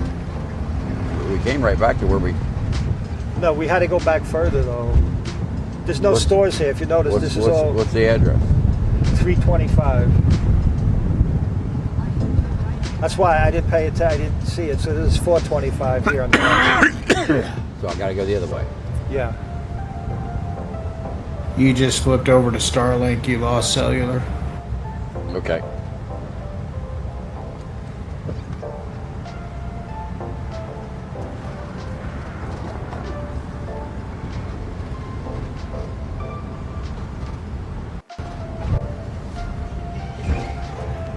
Lee in New York. Yeah. New York, you don't do that, Lee. Yeah, you do. I just did. Don't tell me. I need to turn around. That's why I have my.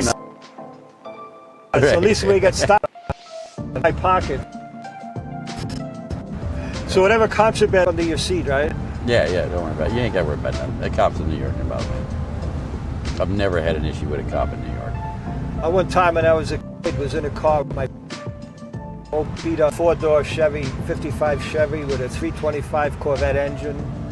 We're riding around, we got lost like in Jamaica Estates, which is all rich people. And we're stopped at a stoplight. A cop car across the street is watching us.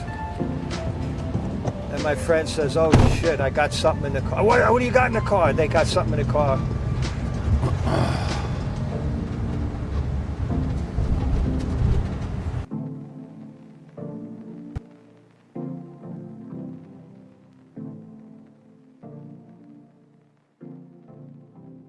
$5.20. Yeah, well, we're going the wrong direction. I just turned around and you said I was going the wrong direction. Well, we didn't go back far enough, but this is where we came before. Right. Yeah. This is where I just turned around and was going the right way. No, we had to go back further. Like when we passed it, we were further back than we just now tried to repeat. You get people arguing with themselves here.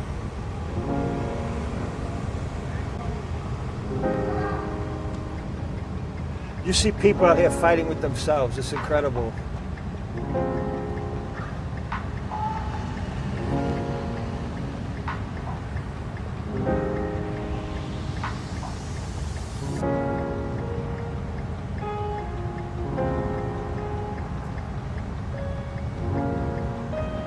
So anybody still listening, on my KOW News, live with Jimmy from Brooklyn, I did a lot of long presentation or lectures. Most people maybe can't pay attention that long, but get back, like you mark a page in a book, you fold the page, you put a paper, and you got to mark and know where you left off, because I spent a lot of time in this. I spent half a century. And I do those long talks without notes. Occasionally I have to read a quote. I don't want to botch a quote. So I've studied this. And through the years, I photocopied my stuff. I got it to Mark Levin. I got it to Rush Limbaugh, Sean Hannity, all the major hosts. I got it to the New York Post. Nobody did anything with it. Now, at least once, turned out that Curtis Sleever was stealing stuff I brought. I didn't send it to the station, I brought it. There were two major stations, WOR and WABC. I would come 2 or 3 times a week, bringing manila envelopes stuffed with documents.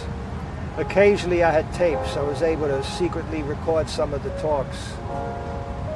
But I would take hundreds of newspapers, hundreds of magazines. I would divide them up, bring it to my Cuban friends, to my Polish friends, to my, all the different, the Chinese, the Cuban, and all the conservative people, ABC and OR. And most of them didn't do anything with it. It's a shame, all that work I did.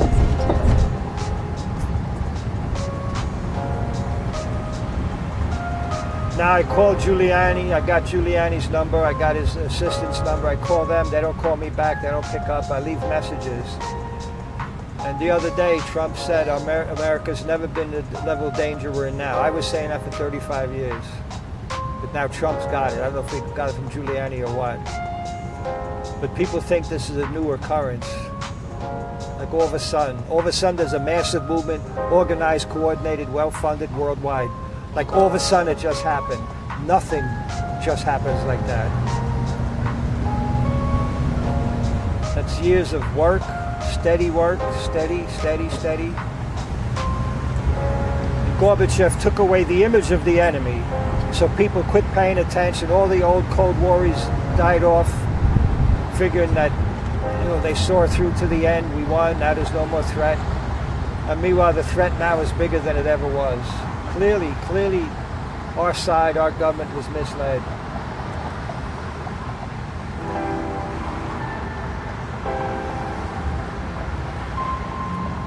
Nixon, the Republican, right? Nixon built up the Soviets with détente, and then he built up communist China with the opening of China. Now the threat to America is Russia and China. How do people still praise Nixon's brilliance or Kissinger?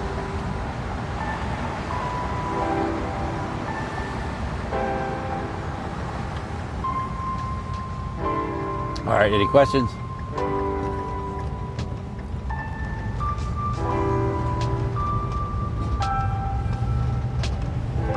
I don't see any.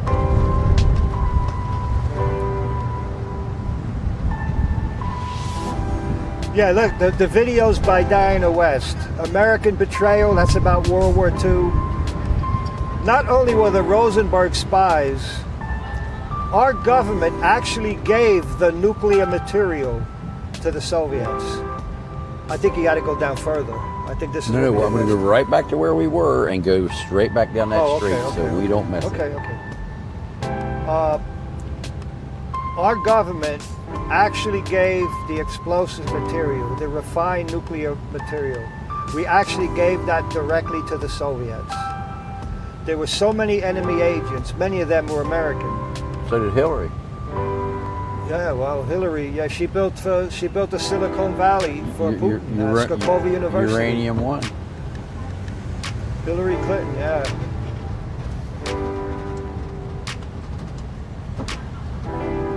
MLFH, Hillary and her group, Marxist lesbians from hell.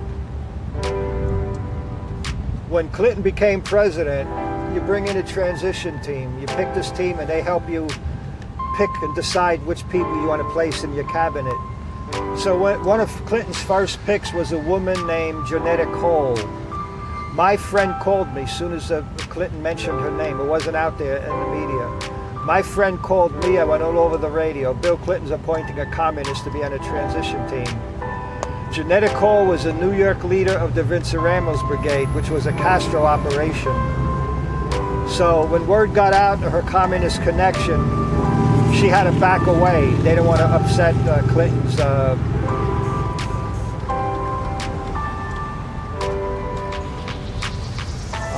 what? Lee, I don't know. So anyway, I'm taking you right back to the 500 block, and we're going to drive through it down to the 400 block where you told me to turn around, and we're going to keep going straight to get into the 300 block. So Janetta Cole backed out of that, so she didn't get in the Clinton administration, but she ended up working now at the Smithsonian Institute on the Black History section. So now Trump is learning that the Smithsonian Institute and a lot of our government buildings and places and museums are pushing radical leftism. Janetta Cole's a good And you example go down here of to that. get on 23rd, right? I don't Yeah, I know do. here. Yeah, okay, you're right. So that's 22nd. Oop.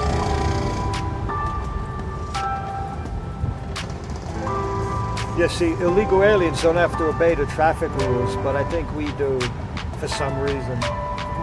Well, some people call me an alien. With this truck, it looks like it, right? Those guys from that mafia club, when I came out, they were looking, they couldn't believe it. Because they know me from a neighbor. They don't know me, but they Right. know me from a neighborhood.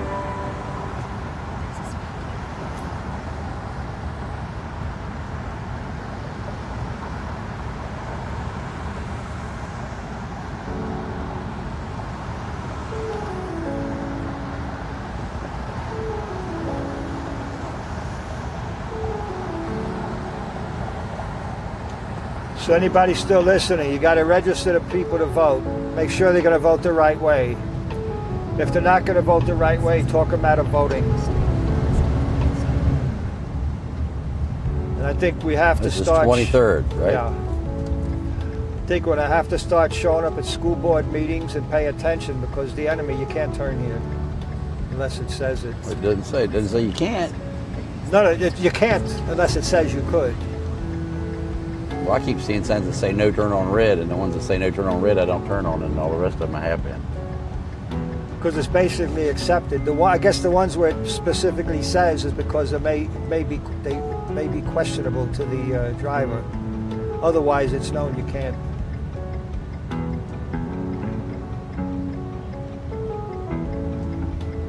When I was down south 55 years ago, there was a guy in a new Cadillac, New York plates, and he was speeding up and down the street. It was a particular hill. It was a residential section, all private homes with yards, and he was speeding, and he goes up the hill, then he flies up in the air, comes down. He was doing it back and forth, and the local police got him. They saw the New York plates, and boy, they did a thorough investigation of that car. He got about a dozen tickets. That was like the broken windows thing before you heard the term broken windows. You nip it in the bud. Somebody comes in and they're speeding, you got them right away before they got time to do something worse. And being that he was from New York and this was in the South, they took it as being disrespectful. So that's 55 right there. 555. Yeah, okay. 325, so at least we passed it enough where now we should catch it. These are all my ambulances here. Every single one of these has one of my power systems in it. The power system, what, the generator or That something? powers the ambulance while it's sitting still. What is it powering? It powers the entire ambulance. It powers the air conditioner, the medical equipment, the emergency lights, and everything. You got it, that's like your patent? That's my design, yeah. Wow. All right, this is a 400 block. All right.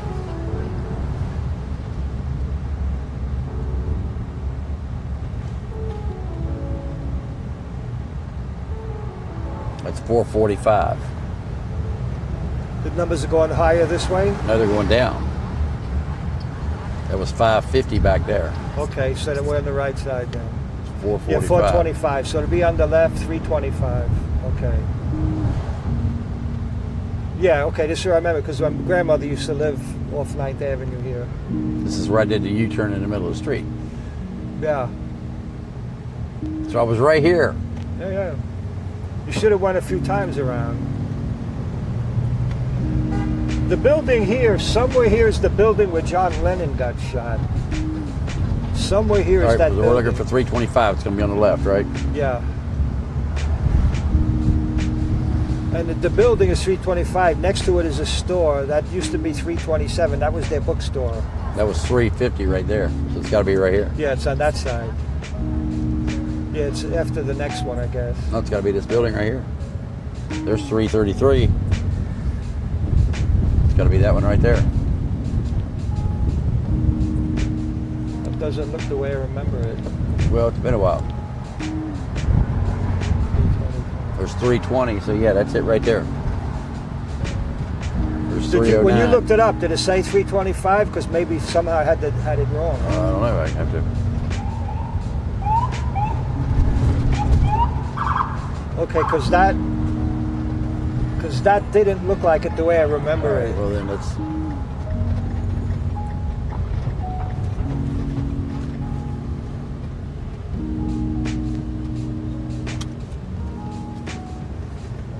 See, the way I remember it, it was that. It's the way I remember it. I could be wrong because I thought it was 325. All right, what's the name that- of the? What's the name of it? That's the Communist Party. Now, there's a new guy calling his group American Communist Party, so this might be Communist Party USA. But see, it looks like that building. Maybe Communist Party. on 23rd Street. Might be It's right 230 there. 235? Yeah, it's. I was saying 325. It might be two. Yeah, it's right there. That Yeah, but what's the building right there. address? Because I was saying 325. Maybe it's 235. Maybe I had the numbers reversed. Yeah, it's. I believe it is. It's.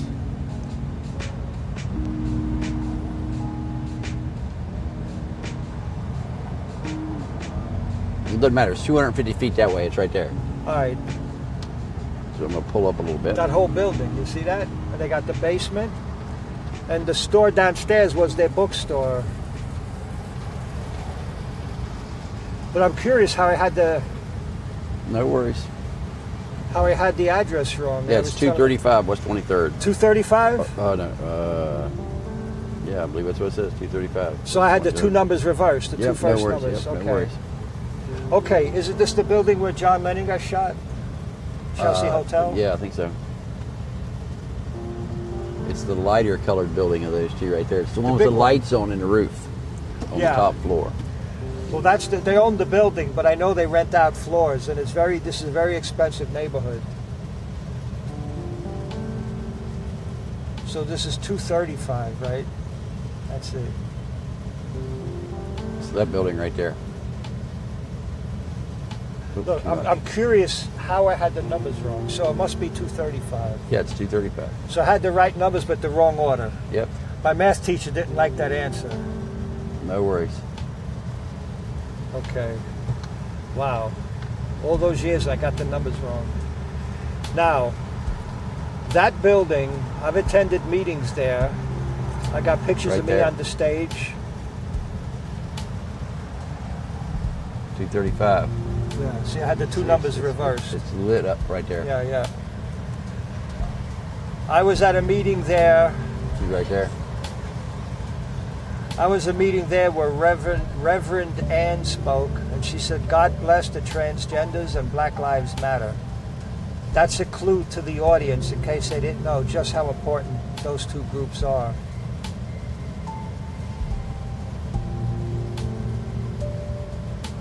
They have courses there, they have lectures there, they have important people there. Prominent city council and state assemblyman people go there for award ceremonies. Blumenthal, Senator Blumenthal, was at a Communist Party event and got an award and then claimed he didn't know it was a Communist Party. And it said on the podium it was the Communist Party, not this one, but Let's see if I can pull up a little bit more here. See if there's another spot. Yeah, here's one.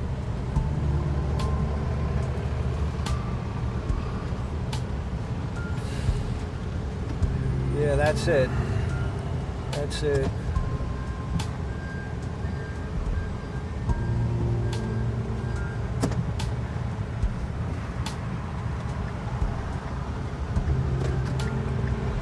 Yeah, this is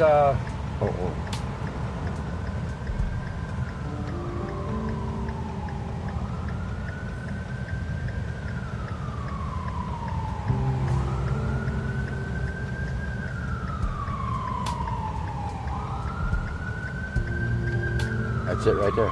yeah. That's the way I remember it. Yeah, it's they have parties, they have events. Like I said, city council people go there to get an award from the Communist Party. We have a New York Post doesn't cover it. When Bill and Hillary Clinton had a mentor, Michael Lerner. Michael Lerner was with Students for Democratic Society. That's a communist revolutionary group. So here you have a president and the president's wife, Bill and Hillary Clinton in the White House. And they bring into the White House a guy had a special pass to come and go as he wants, Michael Lerner. He had been one of the revolutionaries, Democratic Socialists of America, communist group. Then he became Rabbi Michael Lerner.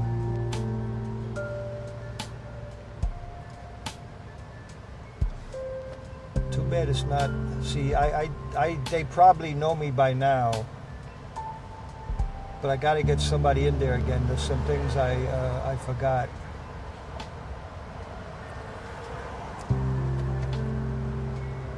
Now, when I was hanging out with communist friends who didn't know that I'm anti-communist, we went to a lot of events. They have parties. They have like their own.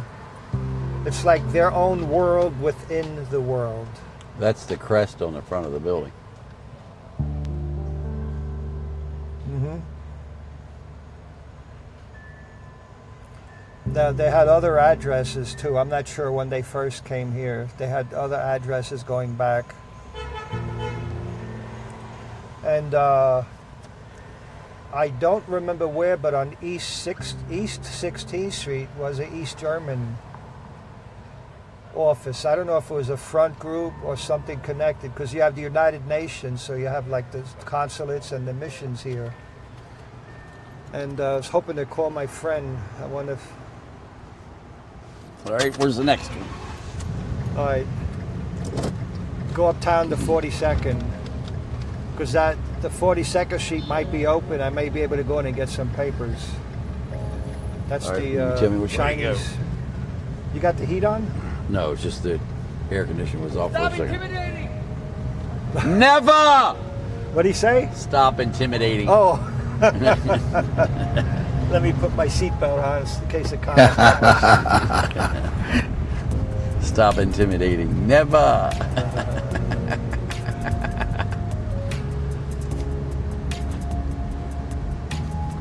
I do believe that's a first catcall call out for the Intimidator. And very creative, too. Yeah.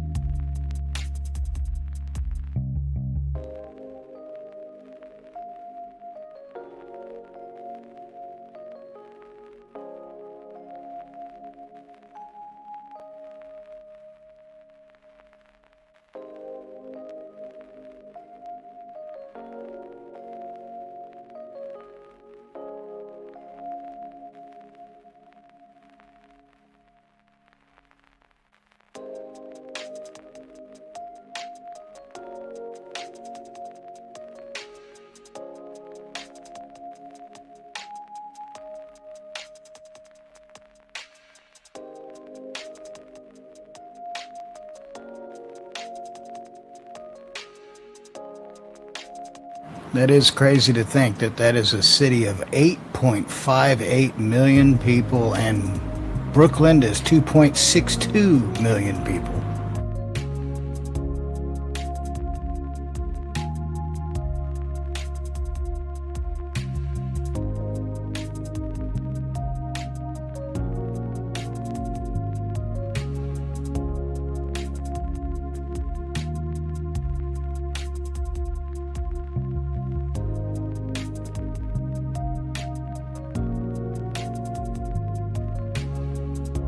Technically, the metro area has over 20.1 million people.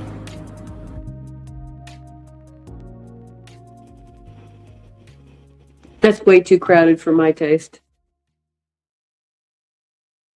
Yeah, I get anxiety going to Walmart.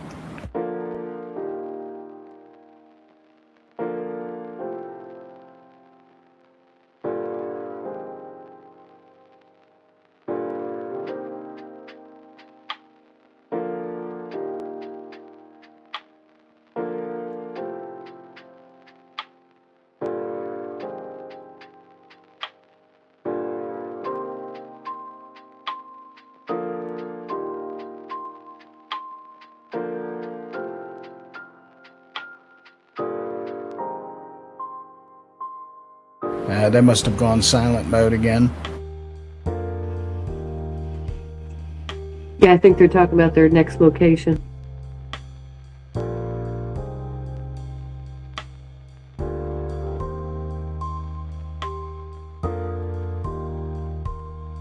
Oh, I've logged a record number of work hours this month.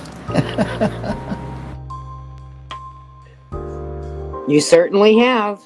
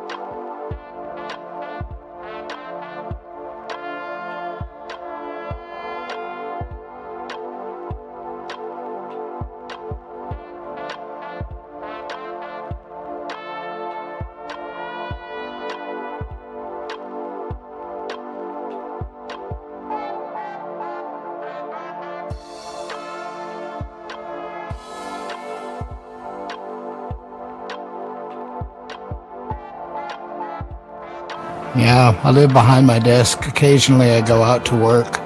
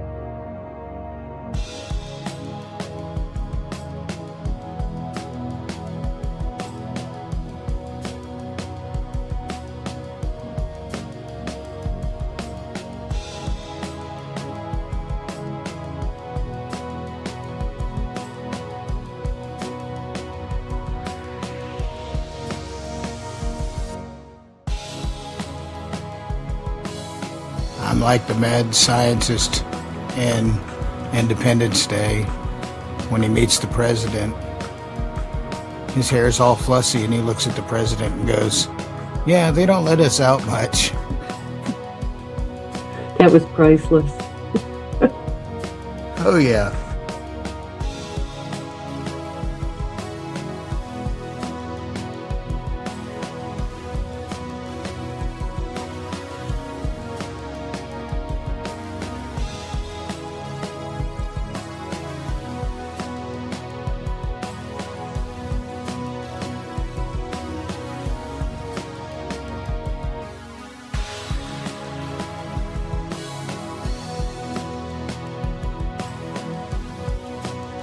Yeah, Minex Cat, we know that. We're just trying to take a different approach at the moment. We can always find that news.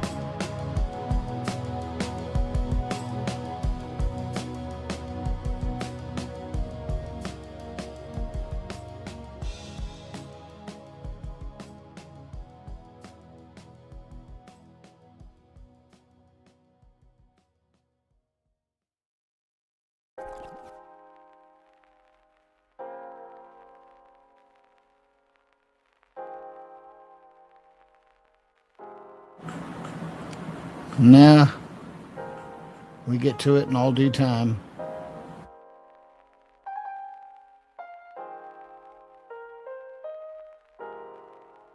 This was a special event with Jimmy, and so that's what we're kind of concentrating on this evening. Trust me, the news will be there. All too quickly. Whether we like it or not. That's a fact.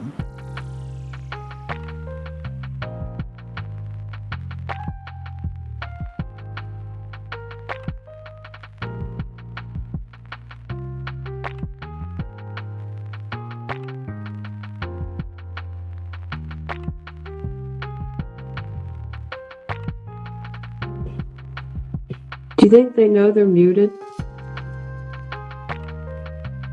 Say again? Do you think they know they're muted? No, we didn't know. They do now. Yep.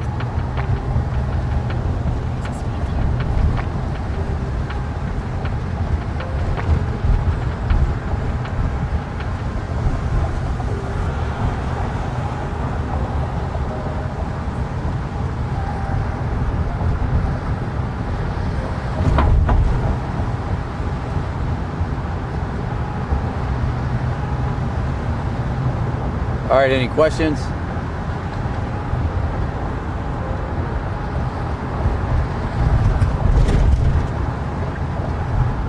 Any questions? I don't see any right now.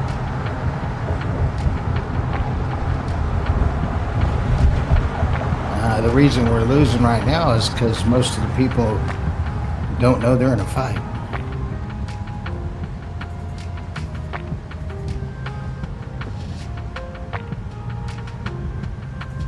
Yeah, this is known here at night. This is like a lot of homosexuals. This is where they congregate and have their little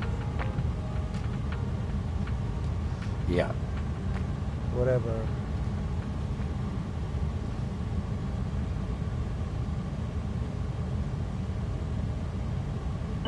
Have you guys watched the videos of all these tourists that came in for the soccer, how they're praising and loving America? They can't believe how beautiful and how good the American people are.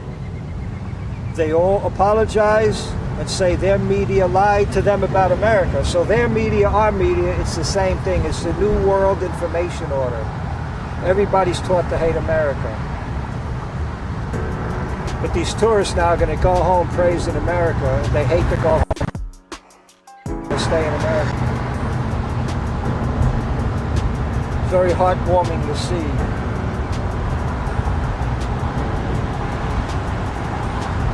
All right, we're almost there. All right, it's the big building on the corner. That's I need to get it right lane. yeah, it's on the right-hand side, right on 42nd.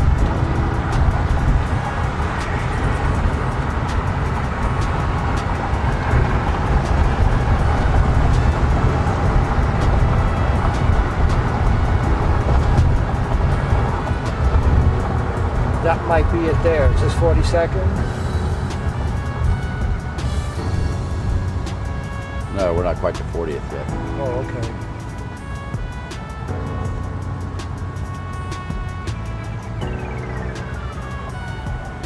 Carol, Lee and Jimmy are in the van.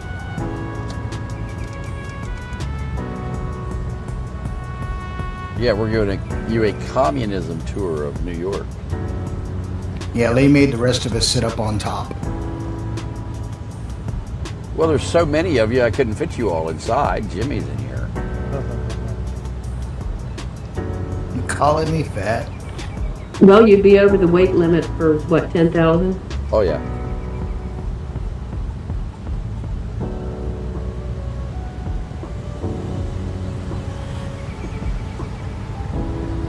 Sure, someday Lee's gonna pull a panel off the back of the van and he's gonna find my shoe sticking out.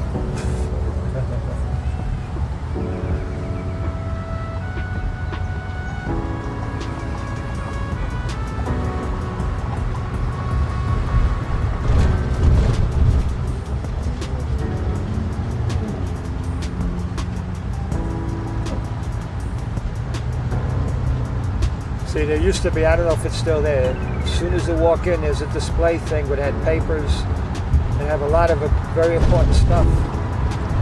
Last time I was here. That's 41st.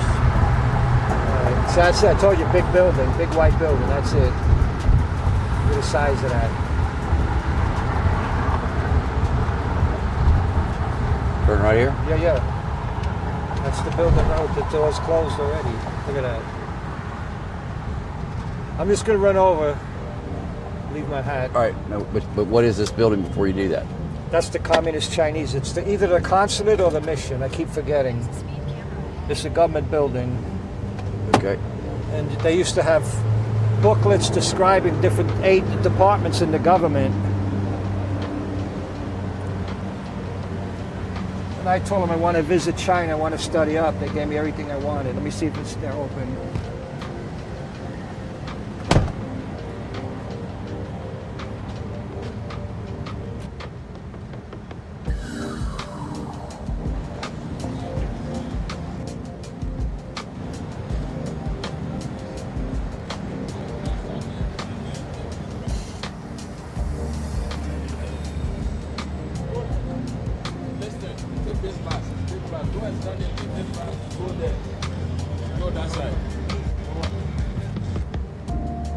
right? Yes. When are they open? Because I was here many days. Is it like a 9 to 5 thing, or is it open most of the day? What is it? I think 8 o'clock. To when? I don't. Oh. I think it's to 8 p.m. Because I came here many years ago. They used to have.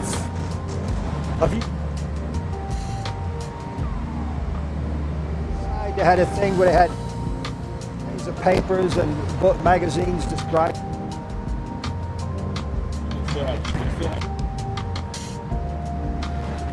You said 9 to 5? Because I'm thinking about going. But I want to learn more about it. On Monday. Right. You just come. When you Okay. come, we give you ticket and then. Okay, thank you, buddy. Have a good one. You too. God bless. Ah.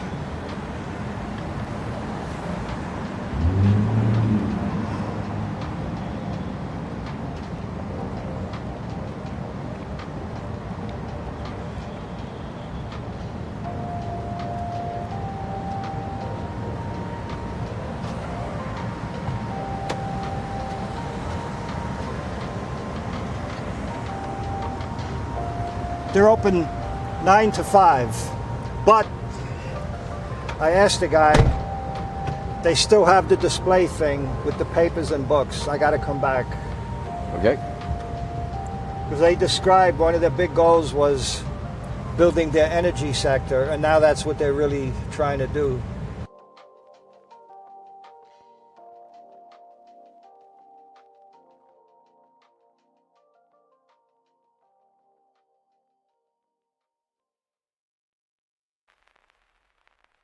Wonton Raps is asking if you're going by the UN building. I guess we could. I'm not exactly sure where that's at from where I'm at right now. That's like the East River and Yeah. 40th Street. Okay, so we can go by there after we go. Yeah, we could do that on the way back. Okay. Now we want to go to Riverside. My mouth is dry. Riverside Church. You want a Gatorade? Or a Mountain Dew or a Dr. Pepper? I try to avoid the sugar as much as I could. Okay. Let me shut the window.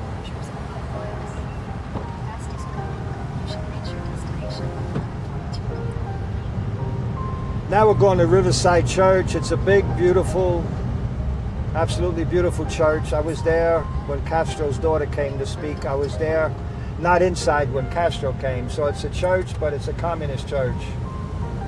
Martin Luther King spoke there decades ago. Castro spoke there in the past. He spoke there, was it 15, 20 years ago again? And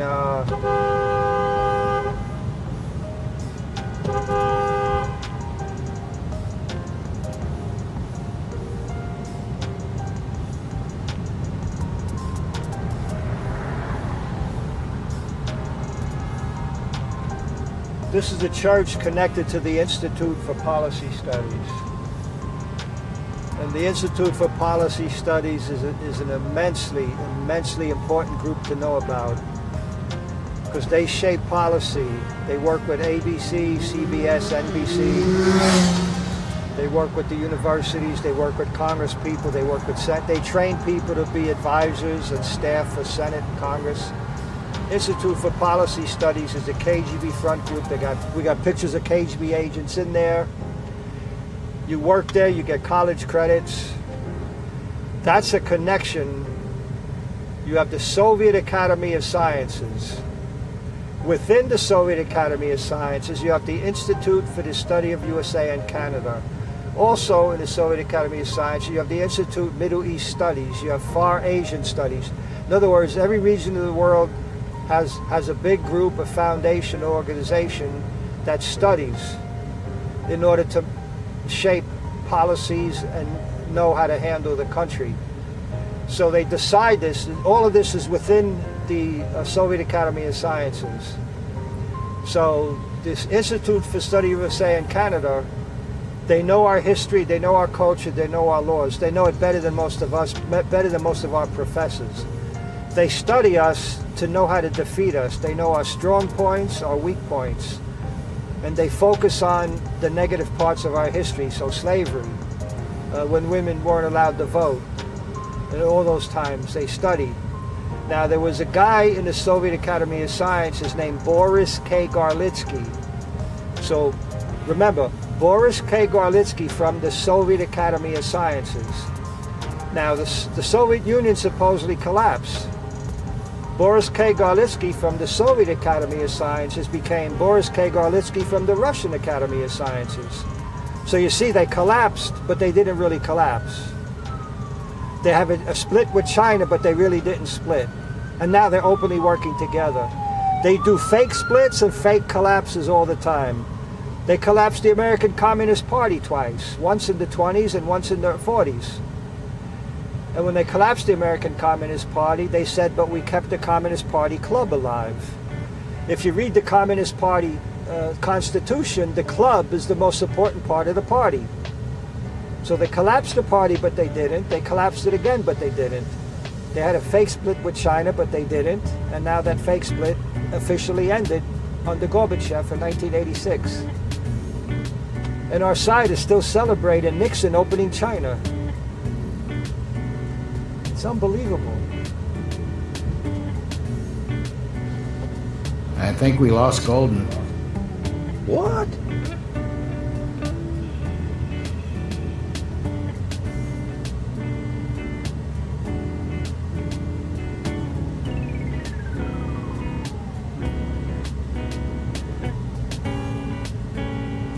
What are we on now here?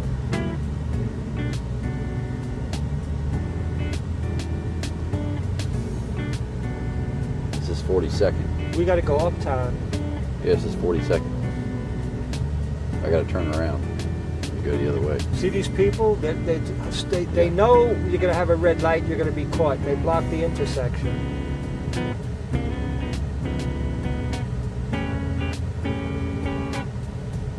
You see, nobody goes. Right. Nobody goes. You see this? Yeah.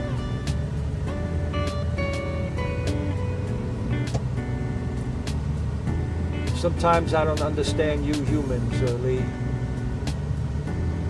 I don't understand them either.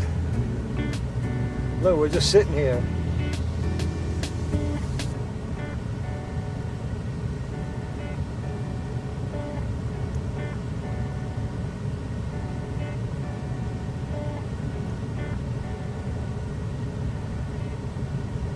See, now this guy could back up a little bit. Right. This guy could back up a little bit.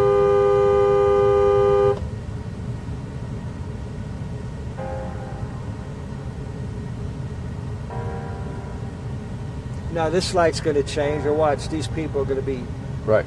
blocking us. Now look, there's nobody. You pass these, there's nothing ahead of them. This whole street ahead is empty ahead of us. Yep.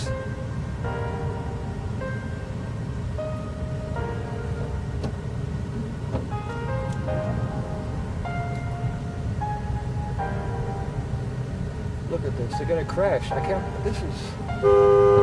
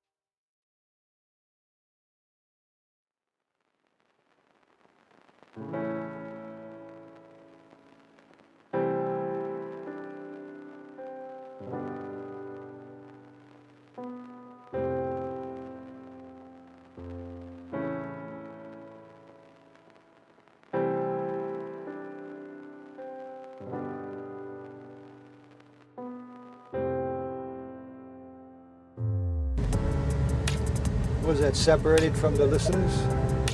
No, that's all. Everything's goes out.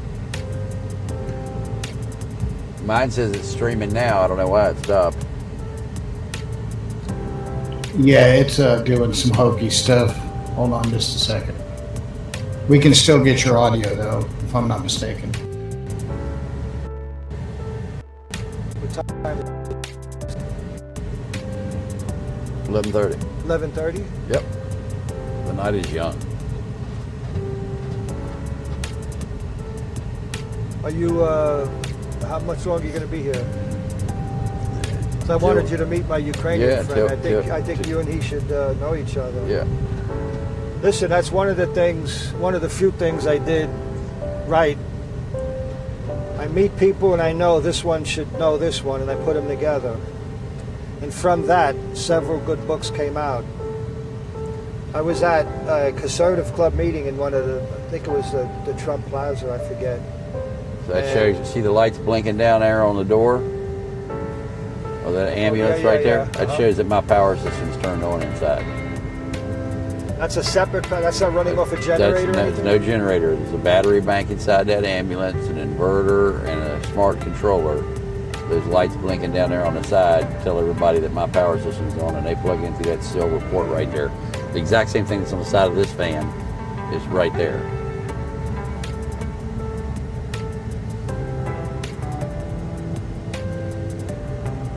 What was I saying? Do you remember? Bullpack and Oliver North. Yeah, Bopac. Yeah, Colonel Bopac. He was in the Mooney religion. I know that's a problem for some people.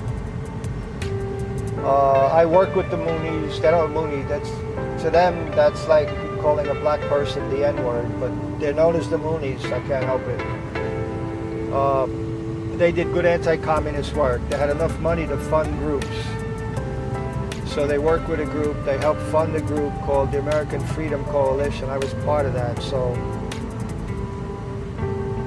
they did good work. Colonel Bopac. The cameras were on Bopac in the hearing, the Inquisition. So the same way the Democrats were sitting on a panel haranguing Colonel Oliver North, and Oliver North showed slides. He was in his uniform with all the medals. Oliver North showed slides of the Soviet copters, the attack craft moving into Nicaragua. Oliver North turned public opinion around. The Democrats were sorry they picked on him. Oliver North kicked their ass. Colonel Bopac did the same thing. So first he defended his religion. I wish he didn't. Anyway, then he went on. Colonel Bopac, one of the guys on the panel haranguing South Korean Colonel Bopac was a guy named Congressman Don Frazier. Colonel Bopac, I think he asked for 8 minutes. They said 5. He said no, 8. Arguing back and forth. Finally, whatever they settled on, Colonel Bopac exposed Congressman Don Frazier. He exposed him for being a communist. This guy was so shocked. His Adam's apple was bouncing like a basketball, and all the other people on the panel were looking at him. They couldn't believe it. And that communist congressman lost his next election, Congressman Don Frazier. And you can look up and find it. I think it's Let Truth Be My Shield or Truth Be My Sword, something like that, Colonel Bopac. You have to watch it. You have to sit through him, maybe praising his religion, but when he gets down to the part when he's counterattacking the people on the panel, it was a home run, man. We were cheering. We were cheering when we saw it. And when he and Oliver North met and shook hands and hugged, at that moment when they shook hands, it was like nobody else was around. It was like I'm not a battle veteran, I'm not in the shooting war, but I guess one battle veteran meeting another battle veteran, there's certain camaraderie. So two colonels were victims of the American Democrats trying to lock them up for trying to oppose communism. When they met and shook hands, you could see there was like an immediate bond, like a kinship. It's beautiful. We had in New York several years ago, there were big protests against the Korean fruit stands. They got these little grocery stores, they got buffets, good, clean things, you know. And there were a lot of black people protesting, accusing them of racism. But behind that were communists, of course. They had this wild dream of trying to drive a rift between American blacks and Koreans. They thought that would carry maybe over into South Korea and be a problem there. Make problem between the American troops and the Korean people, but it didn't work quite the way they wanted. I can't remember the guy's name, but there was a black guy involved in that. I know his name, it just slipped my mind here for a minute.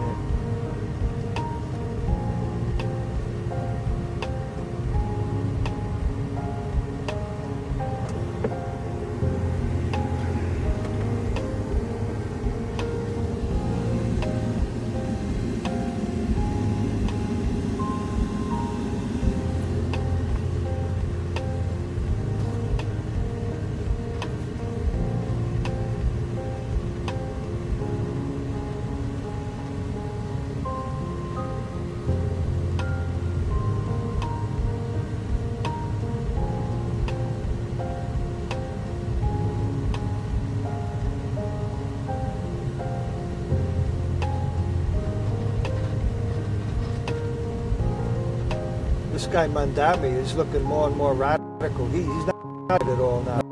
No, of course not. He's already won the election.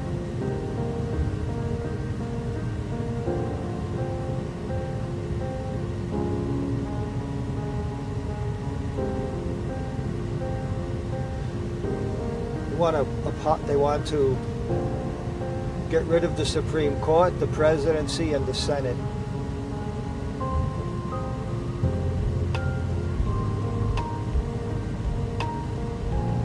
It sounds a tad radical, if you ask me. Right? Yeah. Not as radical as this woman in this white car here that's backing up against the traffic.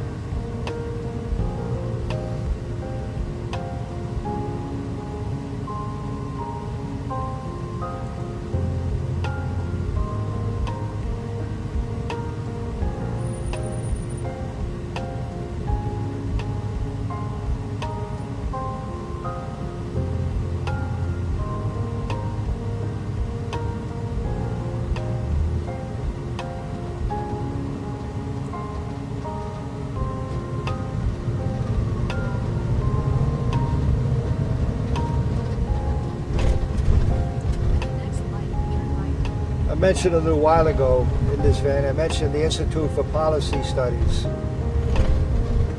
The guy that declared April 22nd Earth Day was from the Institute for Policy Studies. April 22nd is Lenin's birthday, the Soviet founder. So in his honor, they named Earth Day after him. And the guy who published the magazine High Times, which was promoting marijuana and legalization of marijuana, that guy was also from the Institute for Policy Studies. So the Institute for Policy Studies is involved in most of the radical stuff going on. And that's the go-between between the Soviet government and the American government, is the Institute for Policy Studies. And I'm going to see if I could get you information on that, Lee, that you can help get out there. Okay.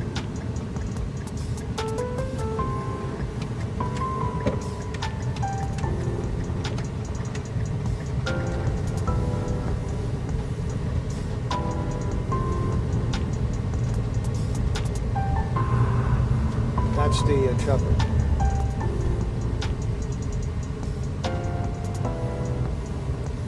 I haven't been there, but for people that go, it's really, really good. Really, yeah. They like it. They actually they talk to the sailors. Sometimes you have actual guys I don't know how many are left now from World War II, but there were times people would go up there and they're looking at the old airplanes and there'd be an actual veteran there talking.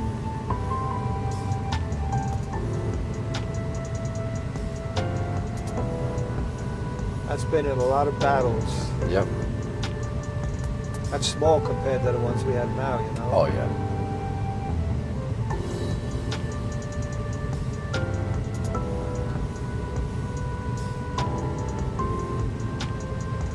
Now, last time I was up at Riverside Church, right near it, I think it's across the street, is another church.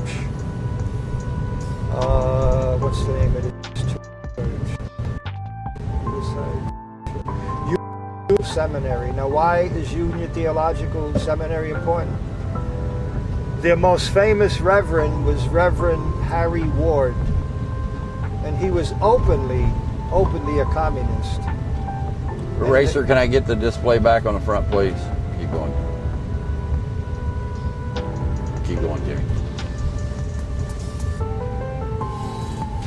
Keep going. What's that? Keep going. You were talking about Harry Ward. Oh, Harry Ward was a key reverend, one of the most famous reverends at Union Theological Seminary. So he's not like a communist that's in a church. It's like his whole church was set up by and for communism. And if I remember correctly, it's like right across the street from this Riverside Church. Now there's a black reverend, Cornel West. Cornel West in the communist publication. Well, let me go back a little bit. We looked by the Brecht Forum before, which is now called the Brooklyn Commons. When it was called the Brecht Forum, they put out a publication. In that publication, Reverend Cornel West was writing. Cornel West wrote, he liked the communists better in the 1930s. They were willing to fight and die for the cause. Cornel West recently was touring the country with the founder of the Communist Workers' Party. Of the Revolutionary Communist Party. The Revolutionary Communist Party openly pushes for armed revolution. The Revolutionary Communist Party is sending literature, books, and they're recruiting in street gangs and in prisons. Because when I was a kid, the communists openly said in front of me, we were going to, with American youth, particularly minorities, politicize, radicalize, militarize. Well, the Revolutionary Communist Party is starting from the other end. They're recruiting convicts, prisoners, and street gangs. So they're getting people already violent, already criminal, and then getting them political and then radical, as opposed to politicized, radicalized, militarized. They're starting with people already militarized. And they're pushing armed revolution. In the newspaper, they actually wrote 25 shootings in Chicago Saturday night. You gotta quit killing each other. You have to get out of the street and into the revolution. There are better things to fight and die for. This is the stuff that this reverend is supporting. And on TV, Laura Ingraham and Hannity referred to this Reverend Cornel West as their brother. Hannity and Laura Ingraham referred to this radical. He had this wild afro, crooked, he had bad teeth, he looked like a crackhead you'd see walking in the subway. That's Cornel West, and they're working in street gangs and prisons. And Soros is funding some of the work they're doing. So the FBI now is caught flat-footed, totally ignorant, have no clue, and they're flailing about to try to find information. I could give them a lot of leads. Trevor Loudon could bring them up to snuff. Trevor Loudon has the best research up to the minute of the communist groups, communist people, and communist movements in this country, and their connections all over the world and all over with each other. So that's KeyWiki, TrevorLoudon.com. Now, if we could get a movement to get Trevor Loudon the Presidential Medal of Freedom, that will get the information we're concerned about and want to share. That could be a way for Trevor Loudon, because if Trevor Loudon breaks through into the media, we could follow behind him. So it seems to me that Trevor Loudon would be probably the person, in my opinion, with the best chance of breaking through to the major media. Because you see some of these websites, some of these things, 20 million views, and it might be a puppy rolling over, you know what I mean? And we're talking about stuff that's crucial for our survival, and we can't get viewership like that yet. So anybody listening, anybody concerned, spread the word. This station, all the other stations, anything else connected to Lee and the other guys are doing. You got Johnny Anderson in Germany, that's Dynamic Independence. You got jrnyquist.blog. My good friend Bill Jasper, I know the Birch Society is very good on the communist stuff. They support the Constitution. We have a little bit differences on some things because they view everything more in the Constitution and defending the Constitution, whereas I think when you're dying, you fight, you do anything you have to do. And I think that's the position we're in now. I said decades ago, the American people have to penetrate the government. Can you imagine that? No, we have to penetrate our government. I said, that's what the communists do, we have to do it. I called for separation of Marx and state. And now Trump wants to cut funding to schools that are pushing communism. You see how crazy this is? Yeah. Where did he think he was going?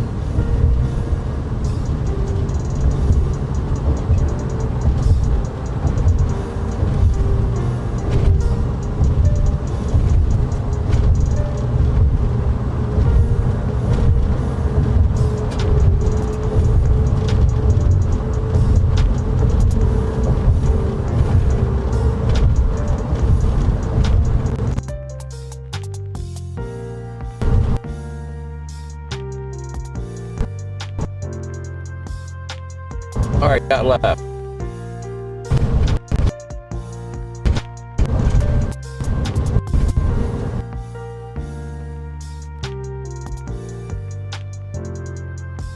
Did you get that? Yeah, I have it. And Breaking up. There's chat and no. all right.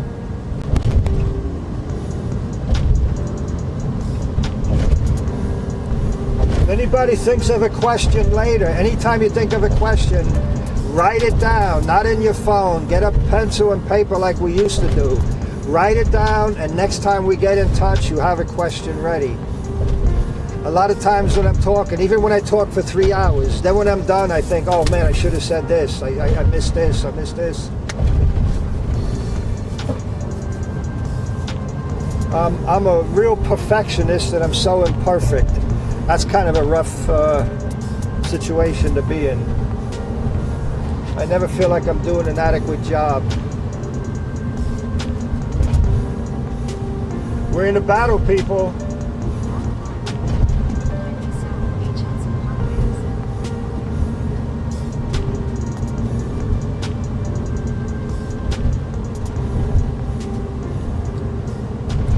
The mayor here is trying to put the squeeze on landlords.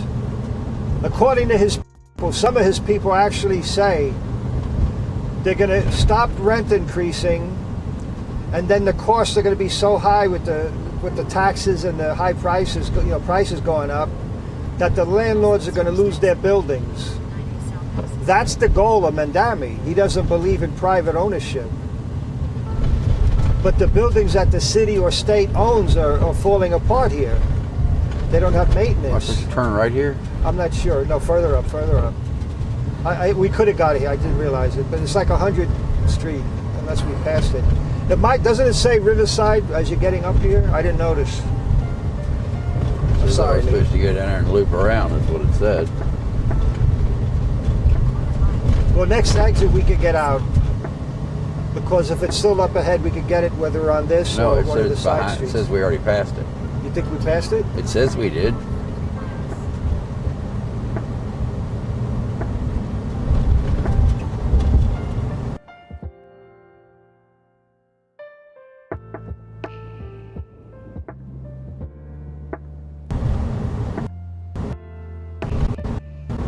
Mentioning this going now is Antonio Gramsci.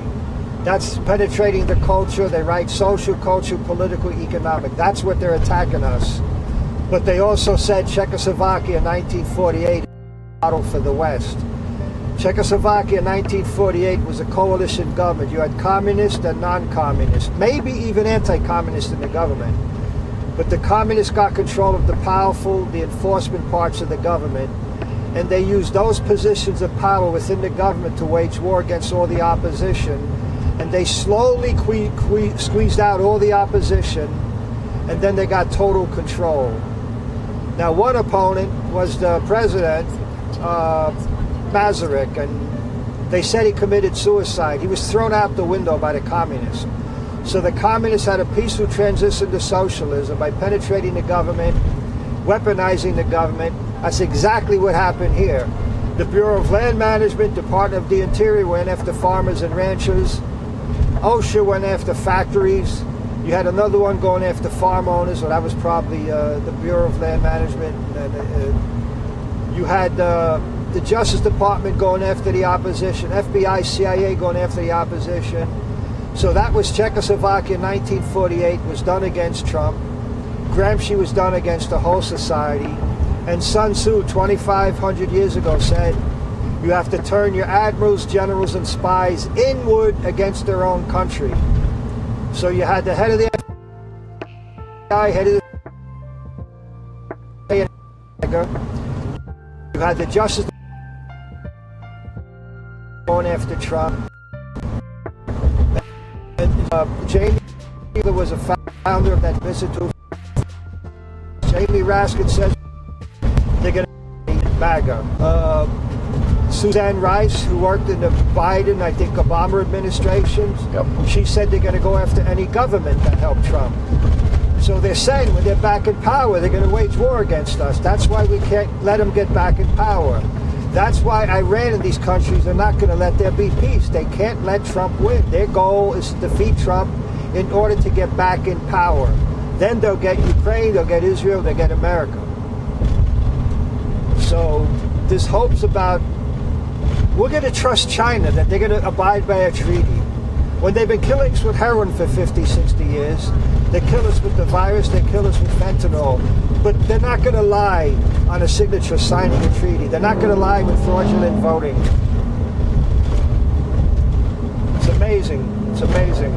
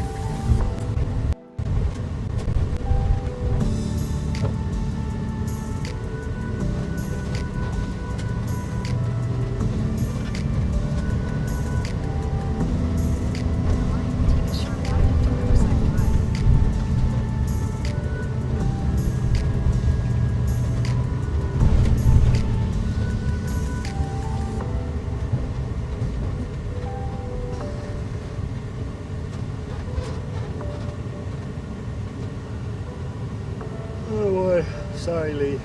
No worries. I'm so tired. We're good. All right, any more questions? No, I don't see any. All right, well, this is our last stop coming up here.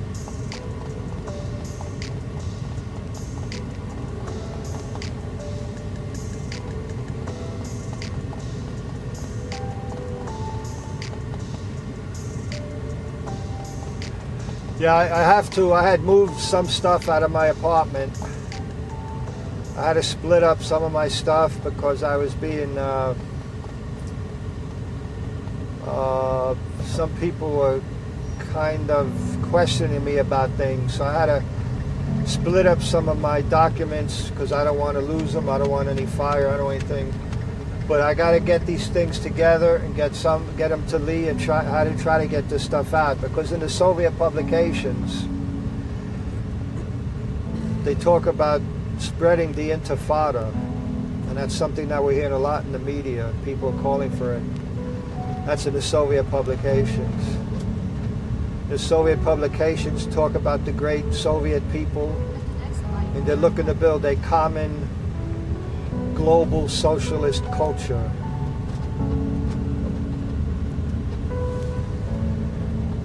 I have stuff. It is so unbelievable. The Soviets, when Lenin was first taking over Russia, when they got control of Russia, they reached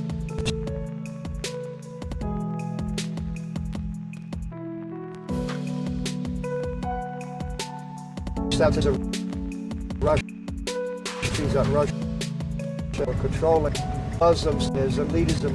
Muslim put out orders to the other Muslims to lay down your arms and embrace the Soviet system, or we should kill you, and that's lawful and just according to Allah. They actually said kill. Another place said fatwa. The Italian mafia would call it what do they call it? What is that? How can I forget this? What would the Italian mafia call a hit on a person? What do they call whack? Whack somebody. Is this a two-way street, or we're going in circles? This is a two-way street as far as I know. We're going this way whether we're supposed to or not. Oh yeah, you can see it here.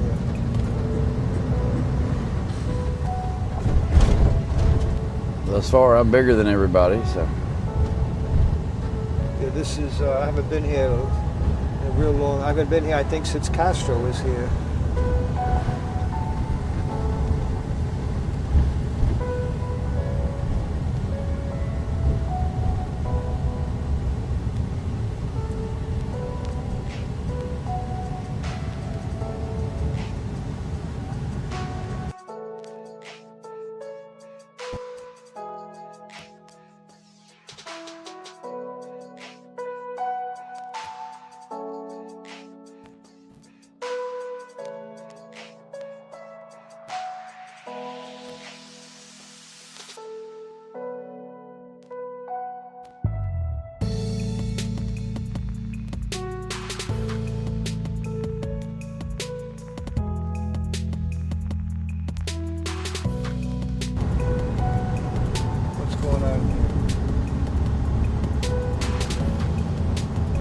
Okay, is this, are we near it? Because I don't remember We now. got a by mile and sight. a half until we get there. It's all the way down by like 102nd Street, isn't it? Right, 120th. 120? Okay, I was close, a mile away.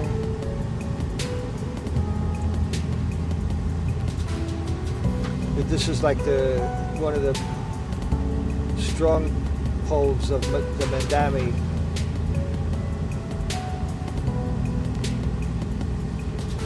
This guy Mandami, he's such a creep. Never had a job. He lived with mommy and daddy, and he said something about if his job doesn't work out right, he could always go home to his parents. Could you imagine? Yeah. He's leaving us.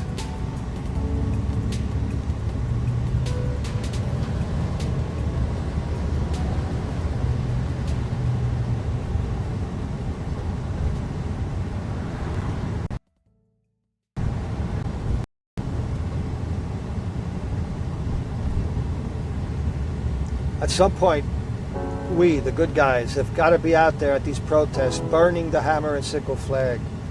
I tried to reach somebody I know who has friends that were part of the Proud Boys. I don't know any of them personally. The Proud Boys were good guys. They like to fight, but they don't start fights, but they fight Antifa. Antifa was afraid of them. Antifa attacked like a conservative club meeting, either the Yale Club or the Metropolitan Club, one of these conservative places. Antifa attacked and the Proud Boys fought back. 2 of the Proud Boys were arrested. They got convicted. I think it was 8 years they got sentenced. And somebody asked, why did you arrest Antifa? The answer was because they wear masks. Well, all you got to do is grab them and take the mask off. How could you arrest the Proud Boys, who are the good guys, and not arrest the attackers, which were Antifa? And now you got 2 Proud Boys in prison. I think it was 8 years. Might have been 6, but I'm pretty sure it was 8 years.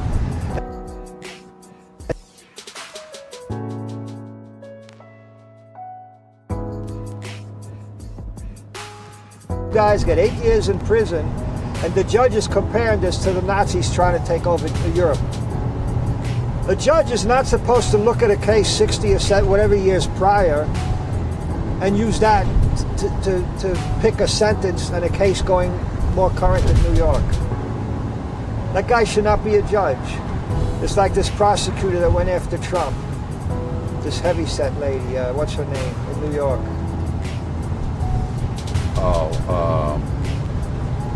We know her. Yeah, I know who she is. I can't think of her name right now.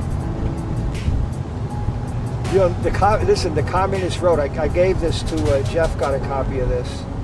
One of the Communist publications, they say when we're in power, we're still going to have the court system, the Justice Department and everything, but they're going to have class content. Meaning they're going to judge everything, workers versus the owners. So this is like Sun Tzu.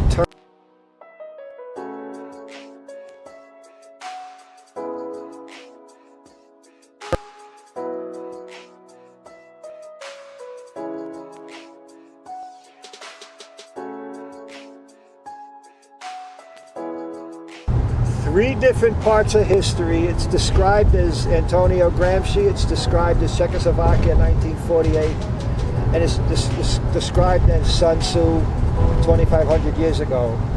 So 2,500 years, and then there's different variations of it, all saying the same basics, and not one conservative media celebrity said anything I just said. They don't understand it, but they're writing books. Or they are writing books. Most of them are worthless. Smart, got the good.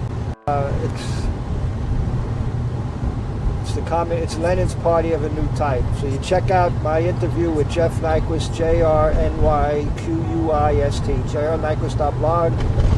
Jimmy from Brooklyn on Lenin's party of a new type. That's the Communist Party. Some places have a Labor Party, a Liberal Party, but that's all part of the Communists. They have offshoots, spin-off groups. That's it. This is it? Yep. Wow. Right there. So what is this? Last time I was here, it was a real crowd. I don't really remember it even being this big. No, but what is the church? This is probably it. We have to see if there's a steeple. I can't see. This is it. It is.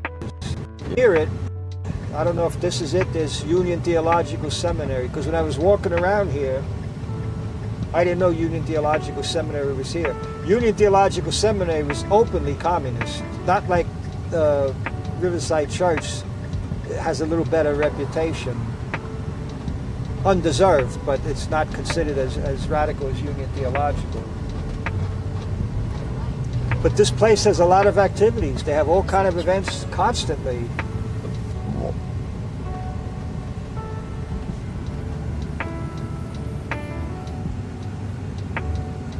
They have their own parking. Jeez. Yeah. We can go around the block. Now the Chinese building we came to earlier, I think I told you, during the daytime they still have that display thing. I got to go back and get as many pamphlets and booklets as I can. Yeah, this was a beautiful church. I think this was a Rockefeller-funded church. It's See? open. You saw that sign? I touched something by mistake Yeah, that's here. right. You saw that sign, Black Lives Matter? Yeah. Yeah, there was a guy in the door at the church. Big black security guy. There's a guy right here.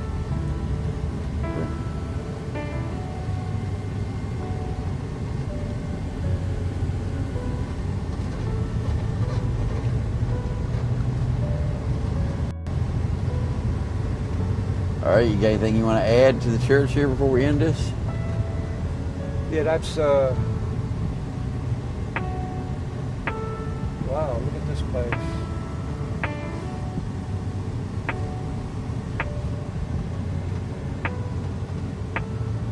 There's been muggings in this cork. A young girl got murdered here a couple of years ago buying marijuana. A college student right in the park here.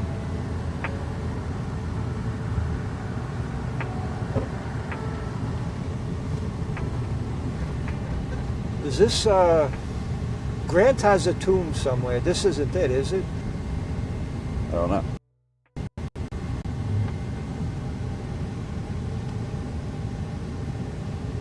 This got to be something special here. Let's see what it says. You know, I knew the history. Yep, this is General Grant's memorial right here on the Okay, left. I was right. It was just a guess, but I was right. Yep. Ulysses S. Grant. You know, some of the major battles in the Revolutionary War were fought right in Brooklyn. Yep. All right, any more questions, folks?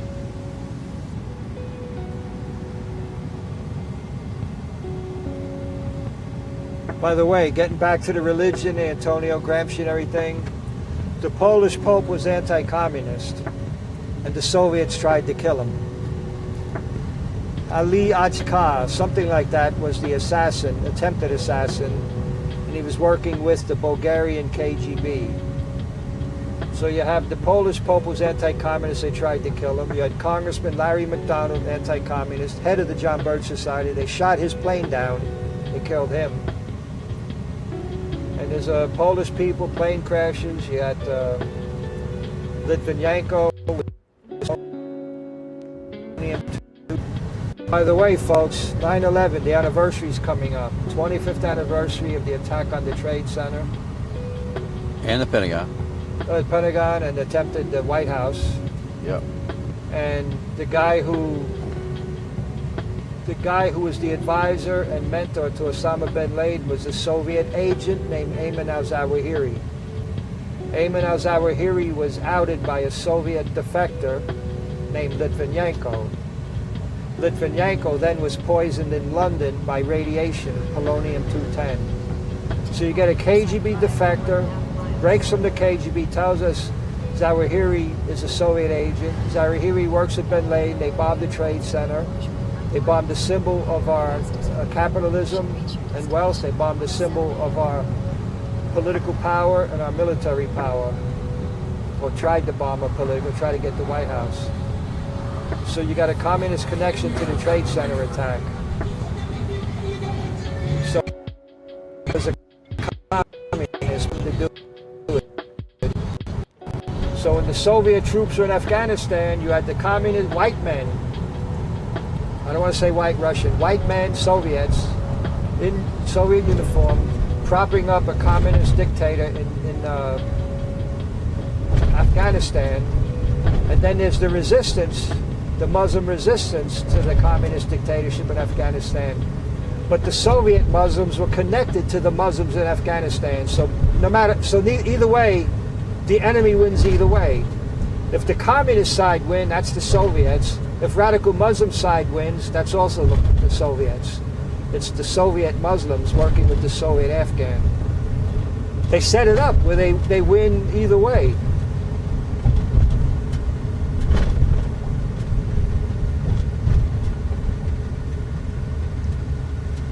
All right, folks, no more questions?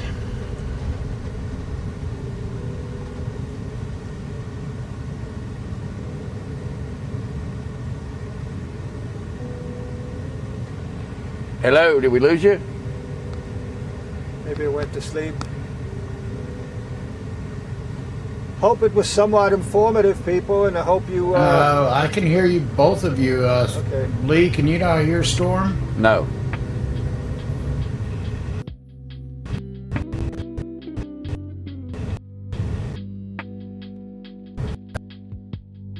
Those are in there. There was no. Whatever. Please share this out. Yep. Good night, everybody. Thank you. Stay Appreciate tuned. it. Listen, spread the word. I'm going to try to get these documents to Lee so I can put them on the website so you can actually see the Soviet publications that I talk about.